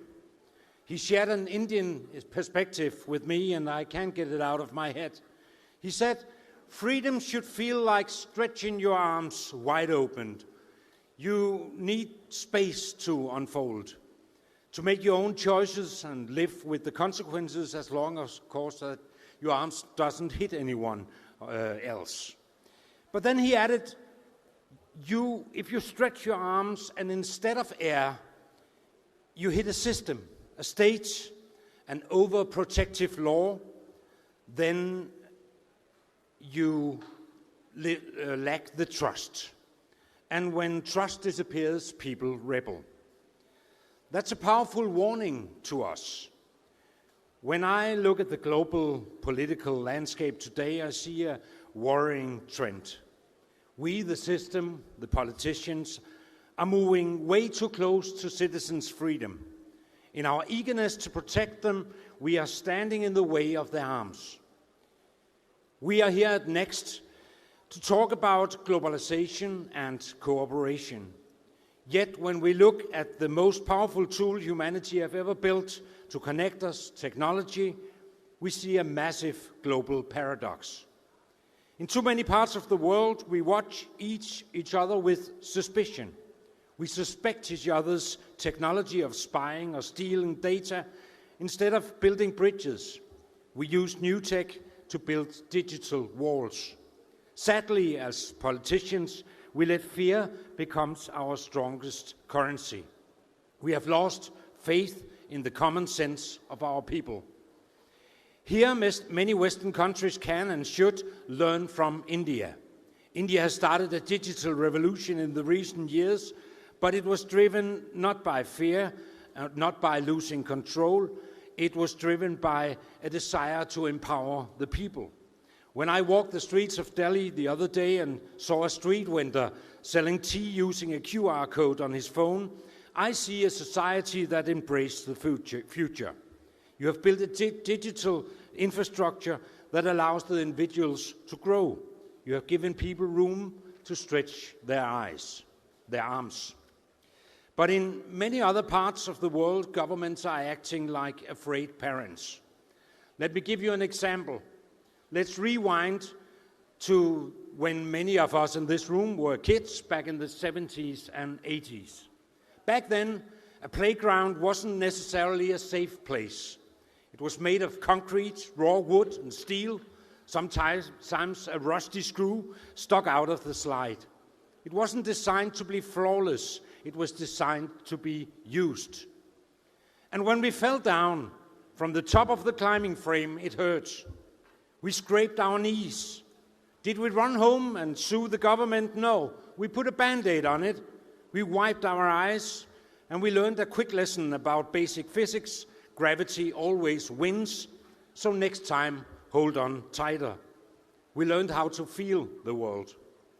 Today, playgrounds all over the Western world are covered in soft rubber. There are no sharp edges.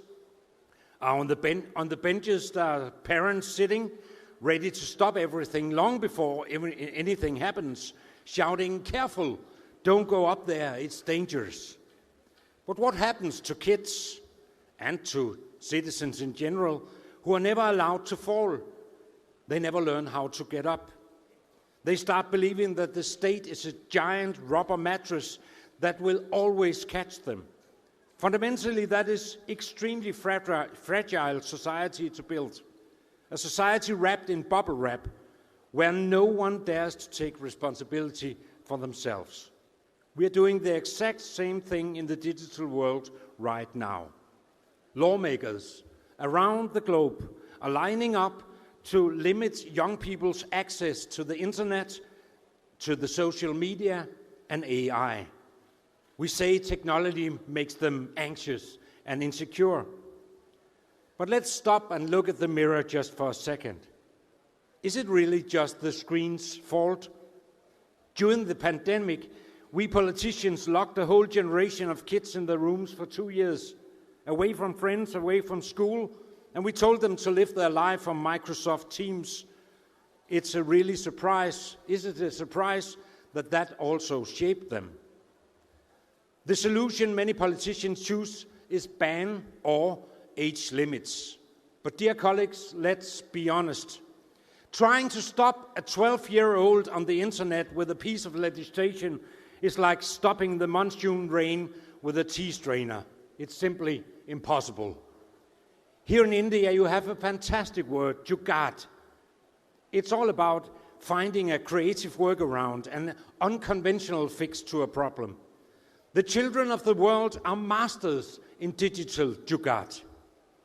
While we sit in our parliaments inventing complicated national laws to block access, it takes a 12-year-old exactly 2 minutes to download a VPN. One click, and their telephone is in Canada or Singapore. Suddenly, our strict rules are just a useless piece of paper. In fact, we actually make it worse. Because when you make something forbidden, you automatically also make it exciting. Try telling a kid 2 days before Christmas, you're absolutely not allowed to look under the bed. We all know what happens when we turn our back to the child. They look for presents. Our job as political leaders is not to take the phone away from our citizens or to censor their reality. Our job is to teach them how to navigate. We need to teach them that the internet is the world's biggest library. It's full of knowledge, global networks, opportunities to prepare them for the future. And yes, we also have to accept that technology is also used for a lot of other things. The internet can be a place where you can waste 2 hours of watching videos with fat cats trying to jump from a table, falling into a box. A place where people can invent 15-second dances like flush and so on that no one understands, like we don't get the 6-7. It's absurd, it's silly, yeah, but it's a complete waste of time also. But it's also human. We cannot and we should not never make laws against the human need to be bored, to laugh, also at something silly. The truth is, technology holds a magic wand that we throw away for poor fear. Yesterday I took a walk here in Delhi. I wore smart glasses from Meta with built-in AI. I looked at a sign in Hindi. I didn't understand anything. Asked the glasses what I saw, and a fraction of a second later, the translation was whispered directly into my ear in real time. Think about that. Never before in human history we had such a powerful tool to tear down walls that divide us. We can remove language barriers, we can remove distance, and we can share knowledge across the globe in a split second. We should be working together right now like never before. Instead, we are seeing wars around the globe like never before. We should be building the future together, but that requires us to let us go off control just a little bit. It requires us not to use our PowerPoint to point fingers to global partners, claiming we won't trust them or just because they live on a different continent. We do not create stronger or safer world by packing the globe into bubble wrap, bans and local laws. We do not win the future by letting fear sit at the head of the table. We must dare to believe in freedom. We must trust the common sense of our citizens. We must build a world where countries and people can stretch their arms wide open without hitting a wall of fear. And most importantly, we must give the next generation the freedom to fall, because that's the only way they will learn to rise again. Thank you for your ears, and thank you for hosting a great conference here in New Delhi.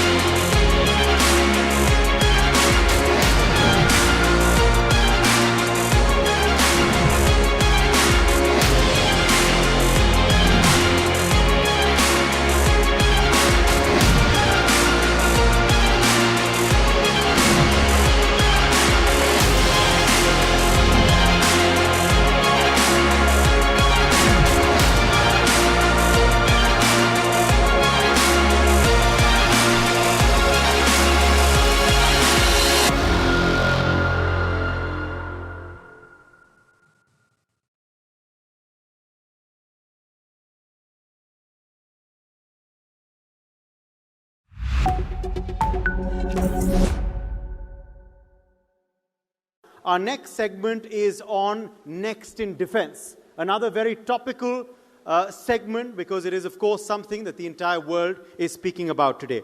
And for her address on the topic of AI cognitive warfare and the European Sky Shield, I invite on stage member of the National Assembly from France, Madame Deputy Laetitia Saint-Paul. Could we have you on stage for your keynote address? Let's welcome her with a round of applause.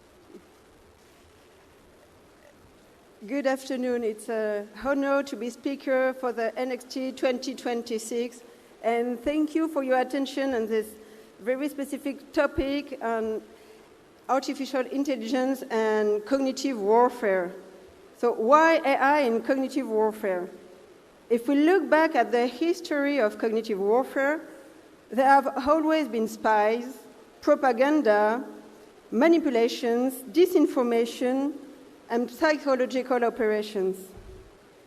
We could say that AI is just another building block, just one method among many. Astroturfing, the equivalent of a digital raid against someone, but with the aim of creating a trend, creation of fake accounts and alternative media, funding of influencers, coordinated maneuvers in the physical and virtual world, biases in algorithms. We could say that it's simply an evolution, a new tool, and this is not the conclusion I've reached. AI in this topic is a real industrial revolution. It's part of our daily lives. It's a technology accessible to all.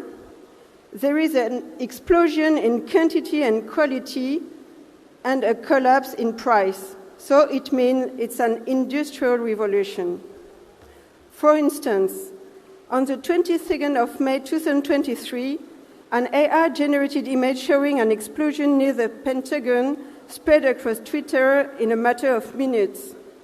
This rapid dissemination caused a momentary decline in the Standard & Poor's 500 index, the leading stock market index in the US. A barometer of American economic and financial health, and by extension of the global economy, the SP 500, faltered for a few moments under the effect of a digital illusion. A simple AI-generated artifact with no material existence was enough to disrupt the global financial order. By blurring the line between reality and simulation, this episode revealed the fragility and an information ecosystem now exposed to machine-generated illusions.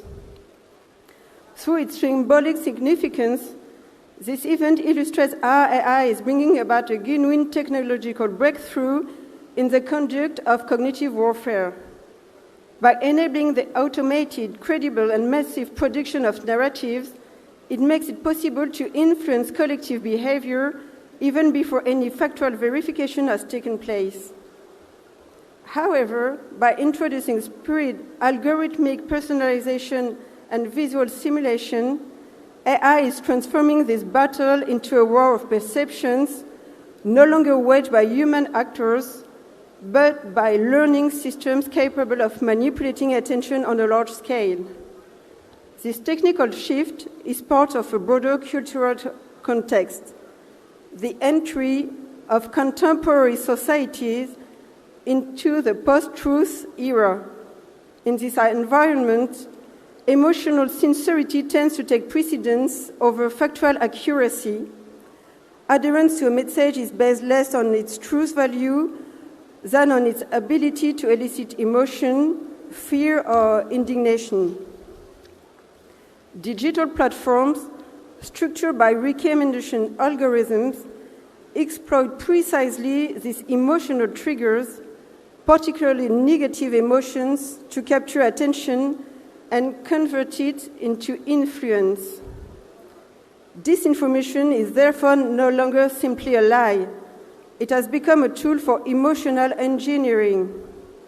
The public sphere is thus being reshaped around competing flows of emotions and narratives, where truth becomes relative, fragmented, and unstable. This shift hasn't escaped the attention of of us, political leaders, and directly challenges the cognitive sovereignty of democracies if liberal regimes become increasingly dependent on digital infrastructures that they no longer control. Behind this vulnerability, which can be described as structural, lies a more profound transformation in the relationship between information, power, and sovereignty. The public sphere, once based on rational deliberation and the exchange of ideas, is now shaped from abroad by algorithmic logic that directs attention, amplifies emotion, and redefines the notion of shared truth. It's therefore essential to develop regulatory frameworks capable of preserving the rationality of public debate, guaranteeing the integrity of electoral processes, and strengthening the cognitive resilience of open societies. Will our democracies, especially yours in India, be able to forge weapons to counter the striking power that AI will bring to the information field? I sum up it this way. We have a competitor that puts ink in a pen that writes by itself. Here are three major proposals from the fact-finding mission on the emergence of artificial intelligence in foreign interferences that I led in 2025 for the Foreign Affairs Committee. So I share it with us as United Democracies. Make consent to algorithms mandatory in content suggestion on platform, kind of freedom of consumptions. Establish a pre-election algorithmic reserve on platform for a defined period prior to the election in order to prevent manipulation and preserve the integrity of the vote. Rapidly and effectively implement at European level or maybe at the world level a digital majority requirement for access to social networks. We have implemented this law in France a few weeks ago.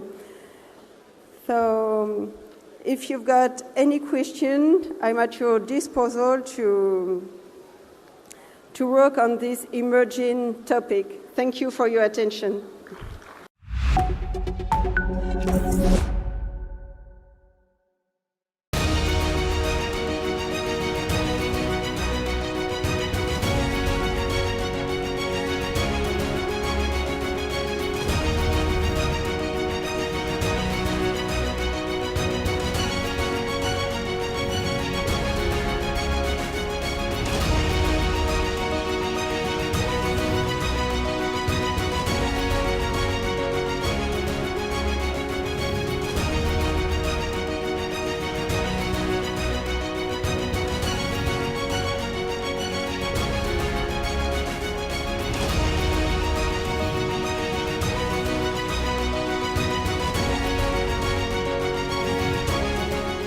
In the midst of death, life persists. In the midst of untruth, truth persists.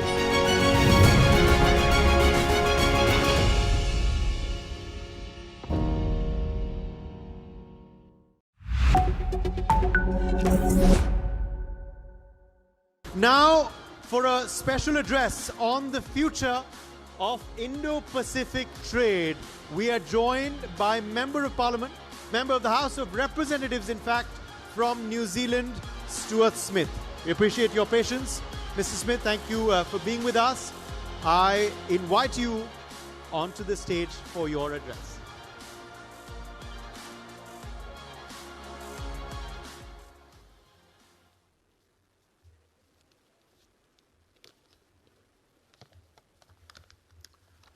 Kia ora, namaste, and good morning, everyone.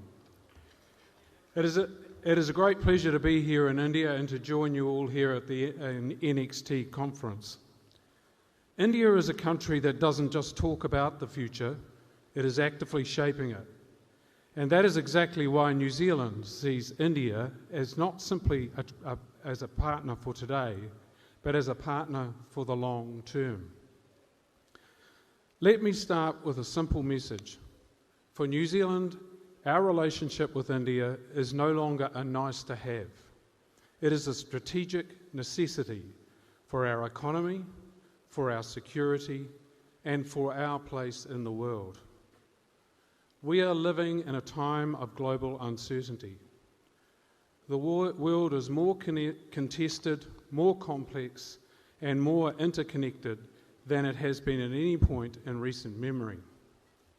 Supply chains are shifting, strategic alignments are evolving, economic resilience, security, and trusted partnerships matter more now than ever. In this environment, countries like New Zealand must be deliberate about where we invest our energy, our diplomacy, and our trust. India's global influence is no longer emerging, it is established and growing. India is not only the world's most populous nation, home to around 1.4 billion people, it is the 5th largest economy and is projected to become the 3rd largest by 2030. It is a major player in international affairs, a member of the G20, a key voice in the United Nations, a member of the Quad, and an influential leader across the global south. India's strategic location in the Indo-Pacific, its commitment to democratic governance, and its growing leadership in digital innovation, a vibrant space industry, and regional security make it a critical partner for countries like New Zealand. And then there is the pace of growth. Over the past decade, India has built thousands of kilometres of new highways and more than doubled its number of airports from 74 to 157. Your middle class is now estimated at over 445 million people. That represents one of the largest and fastest growing consumer markets in the world. In short, India is shaping the future of our region, and New Zealand intends to be part of that future. Recognising this, the New Zealand government has taken deliberate practical steps to strengthen our relationship with India. Over the past 2 years, engagement has increased significantly across political, economic, defence and people-to-people connections. In March last year, Prime Minister Christopher Luxon led one of the largest trade missions in New Zealand's history to India. That visit wasn't symbolic, it was a signal of intent. It said clearly that New Zealand sees India as a long-term partner and that we are prepared to invest time and effort and the political capital required to make that partnership work. Because strong relationships are built not on press releases, they are built on showing up, listening carefully and delivering results. However, India and New Zealand share more than economic opportunity. Our historical ties stretch back to the 1890s with Indian migration to New Zealand. Today, around 300,000 New Zealanders of Indian descent call our country home, about 6% of our population. Many were born in New Zealand. Many were born here in India or in Fiji. We share Commonwealth heritage, similar legal systems, business practices, democratic traditions, and a love of sport, particularly cricket. And I'd like to take the opportunity to congratulate India for winning the T20 World Cup final. Unfortunately, that was at our expense. This year, our two countries will celebrate 100 years of sporting ties, marking the first sporting fixture between New Zealand and India, an army hockey match in 1926. These people-to-people connections matter. They underpin trust, they deepen understanding, and they give our economic and strategic partnership real substance. Economically, the opportunity is clear. India is New Zealand's 12th largest trading partner, in the year ended September 2025, total trade reached 3.8 billion New Zealand dollars, a 25% increase on the previous year, with New Zealand recording a modest trade surplus. In March 2025, our two countries began negotiations towards a comprehensive free trade agreement.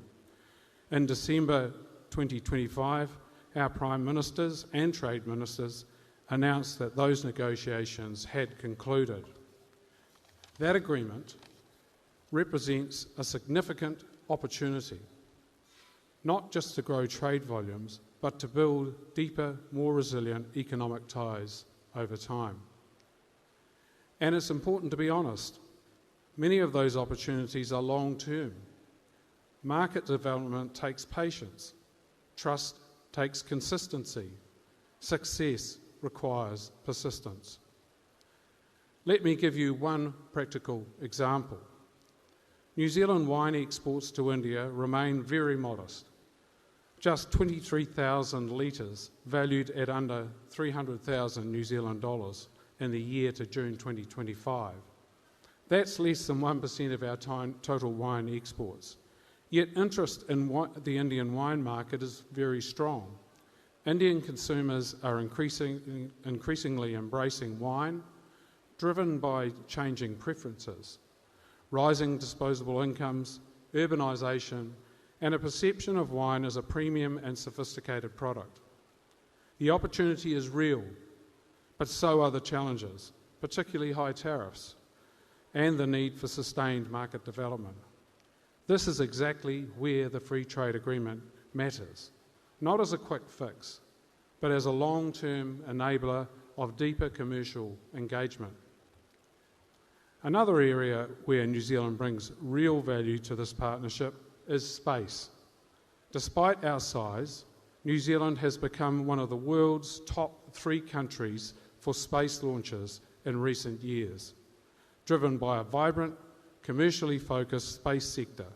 From advanced launch capabilities to satellite technology and downstream applications, our space industry is innovative, agile, and globally connected. It's a powerful example of how a small country can contribute meaningfully to frontier technologies, and an area where collaboration with India's own world-leading space capabilities holds exciting potential. But our partnership is not just economic. New Zealand sees India as a key Indo-Pacific partner. In March 2025, our two countries signed a defence cooperation arrangement.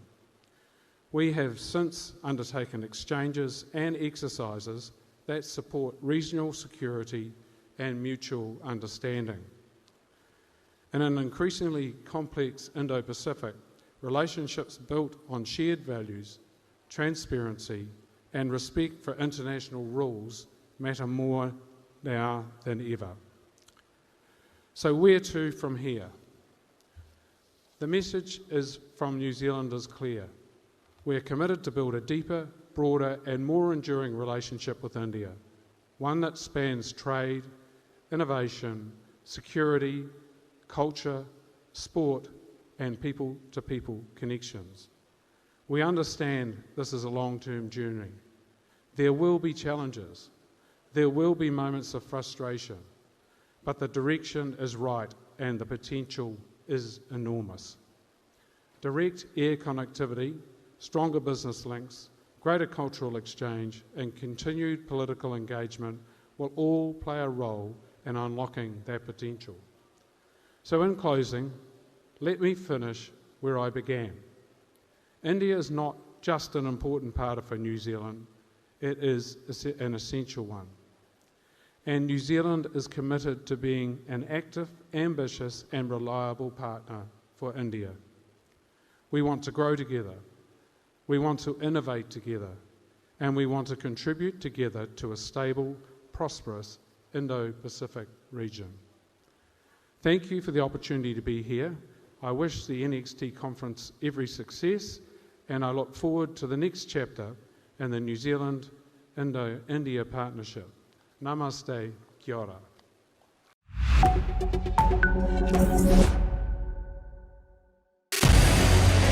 What we can do as the Interparliamentary Union to strengthen democracy, to promote human rights, to ensure that humanitarian law is respected.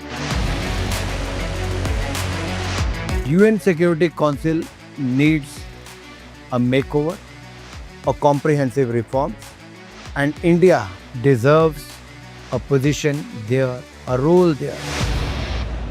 Prime Minister Modi during Operation Sindoor made it amply clear that war has never been India's choice. We are with the side of peace. We are neither neutral nor indifferent. We are with peace. We would have dealt with the U.S. a whole lot on trade and those kinds of things, and that's not as certain these days. So we have to go back and look at our European partners, our Asian partners. An opportunity to exchange, to have a dialogue, to have a debate on a different perspective on finding the solution of the conflict. First thing that is important to have a common ground, and that we do have with humanitarian laws and human rights, but also to say, okay, what does it mean for us as a country to act on these laws, and how can we work together? When we realize that there's something wrong with democracy, the institutions and policies, values come together and we take stock, and it's possible then to improve and chart a new course for democracy. It's the people's right to self-determination, and if they want to be independent, they should be independent. We will not start a war against Greenland.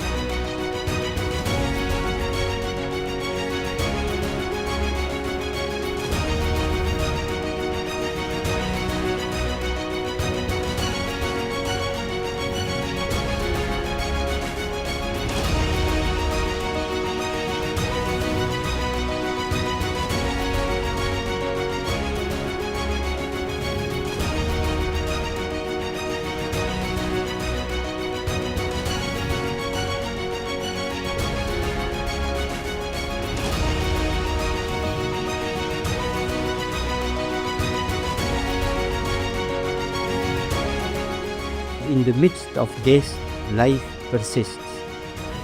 In the midst of untruth, truth persists.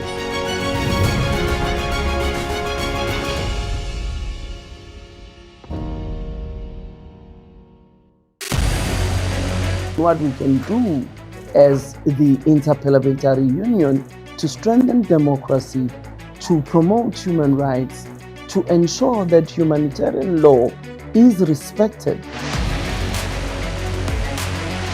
UN Security Council needs a makeover, a comprehensive reform, and India deserves a position there, a role there. Prime Minister Modi during Operation Sindoor made it amply clear that war has never been India's choice. We are with the side of peace. We are neither neutral nor indifferent. We are with peace. we would have dealt with the U.S. a whole lot on trade and those kinds of things, and that's not as certain these days. So we have to go back and look at our European partners, our Asian partners.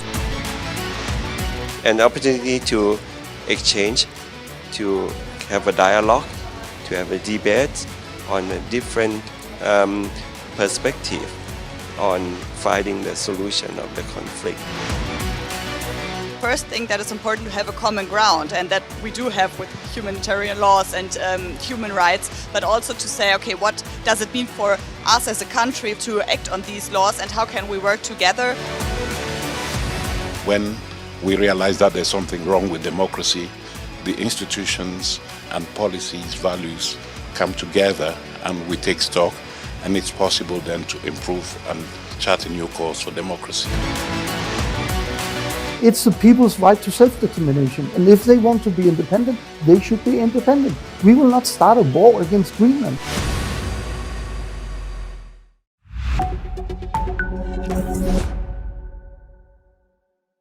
Okay, let's move on now very quickly and of course bring back our focus now to the New World Order.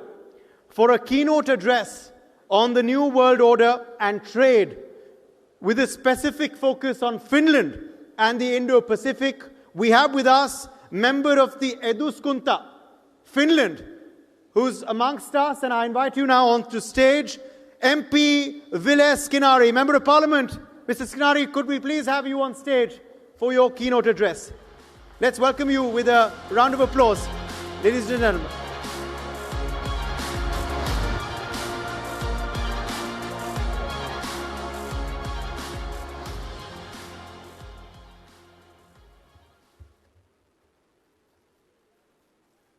Distinguished guests, ladies and gentlemen, it's a very pleasure to be here today. A topic that is becoming increasingly important for all of us. The changing world order, trade, and the growing importance of cooperation between a country like Finland and the Indo-Pacific region. The world is changing faster at any time in recent decades. Traditional foreign policy categories no longer describe the reality we live in. Security policy, trade policy, and development policy used to operate in separate boxes. Today, they are deeply interconnected. Supply chains are strategic, energy systems are strategic, data sovereignty are becoming a core element of national sovereignty. And in this environment, ladies and gentlemen, countries are forced to rethink how they cooperate, how they innovate, and how they build resilience. And what we're witnessing is not just another geopolitical shift. We are going through a system-level transformation of the global economy and international cooperation. The institutions, rules, and structures that shaped globalization over the past decades are being tested by technological change, climate pressures, geopolitical competition, and shifting economic power. Adapting to this moment requires more than incremental policy adjustments. It requires system-level thinking and new forms of cooperation. And for decades, the world was often described through geopolitical blocks: the West, the East, and the global South. But perhaps the real question today is different. The question is not only where countries belong geographically, the real question is who are the partners capable of building solutions together. Countries that combine openness, technological capability, strong institutions are the ones, and they have the ability to cooperate. And in this new landscape, trusted partnerships become one of the most valuable assets. And that is why cooperation and co-development between India, Finland, the European Union and the wider Indo-Pacific region matters more than ever. The Indo-Pacific has become one of the central engines of the global economy. It's also one of the regions shaping the future of trade, technology and security. For Europe and for Finland, engagement with the Indo-Pacific is therefore not optional, it is essential. And if we look at the foundations of modern societies, three systems stand out. The first one is data, the second one is energy, and the third one is food. And of course, this is not a complete list. We could add critical minerals, health systems, and secure supply chains. They're also part of the picture. But these pillars illustrate the systems on which modern societies ultimately depend. And I want to emphasize the importance of data and data sovereignty, because data infrastructure is becoming the backbone of modern economies, including AI, including digital services, but also including the health systems, smart cities, all depend on secure and reliable data systems. But, ladies and gentlemen, the real question is not about innovation. It's all about the trust, but trust in a very concrete sense. Trust that data is protected, trust that systems are secure, trust that rules apply equally to all. So the question becomes, who creates that trust? Because it's not created by declarations only. It's created by us, by governments, by parliaments that uphold the rule of law, institutions that make sure the transparency happens, and companies that are acting responsibly across the borders. In the end, trust emerges where partners keep their commitments even when circumstances become difficult. Finland and the other Nordic countries, Sweden, dear former Prime Minister, I think we have developed strong traditions in digital governance, transparency and trusted institutions. India, on the other hand, has built one of the most remarkable digital public infrastructure of the world.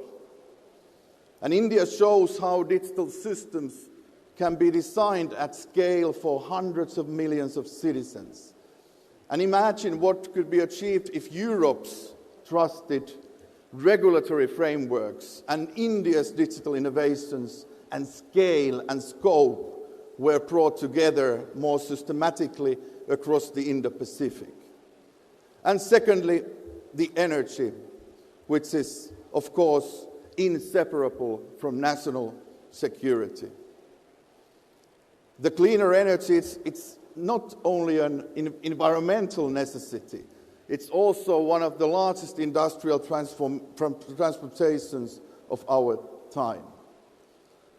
And countries that manage this transition successfully will define the industrial landscape of the coming decades. In my country, in Finland, we have built up clean energy technologies, nuclear safety, smart electricity systems and energy efficiency. And of course, India, with its scale, ambitious and technological capabilities, will be one of the countries shaping the global energy transition. Cooperation, co-development, scaling together in such areas is a huge opportunity. Hydrogen, nuclear safety could create both economic growth and climate solutions. Because, Your Excellencies, climate change remains the largest challenge of our planet and our generation. And thirdly and lastly, the food and food security, which is becoming one of the defining questions of our time. Climate change, together with water and geopolitical tensions, as we all know, are affecting global food systems. Finland has deep expertise in sustainable forestry, food technologies, and agriculture in demanding climates. And once again, India has to scale the diversity and innovation capacity to transform global food system. Together we can really strengthen the resilience in global food production across Europe, India, and Indo-Pacific. Then a few words about the multilateralism, because international relations have often been driven by multilateralism, but also by competition. Competition between states, competition between companies, competition between technological systems. And yes, competition will always exist.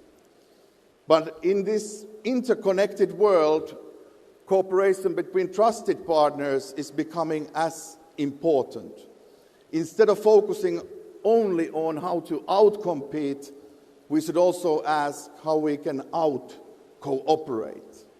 Not cooperation based on dependency, but cooperation based on shared capabilities and mutual benefits.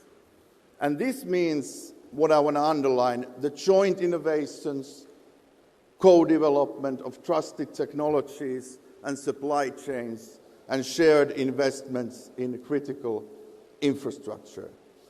This is also why the result of EU-India trade agreement is so important. European Union-India agreement would not only increase the trade, it would open the door to deeper technological cooperation, investment partnerships, and industrial collaboration between Europe and the Indo-Pacific. And trade agreements today, they are not only about tariffs, they are about building long-term strategic economic partnerships.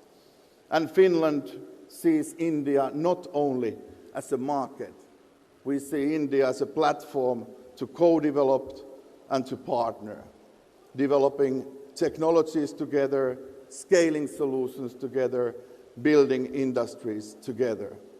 Because India has the keys, the tools, and the unique position in the world. Few countries can combine this, few countries can implement.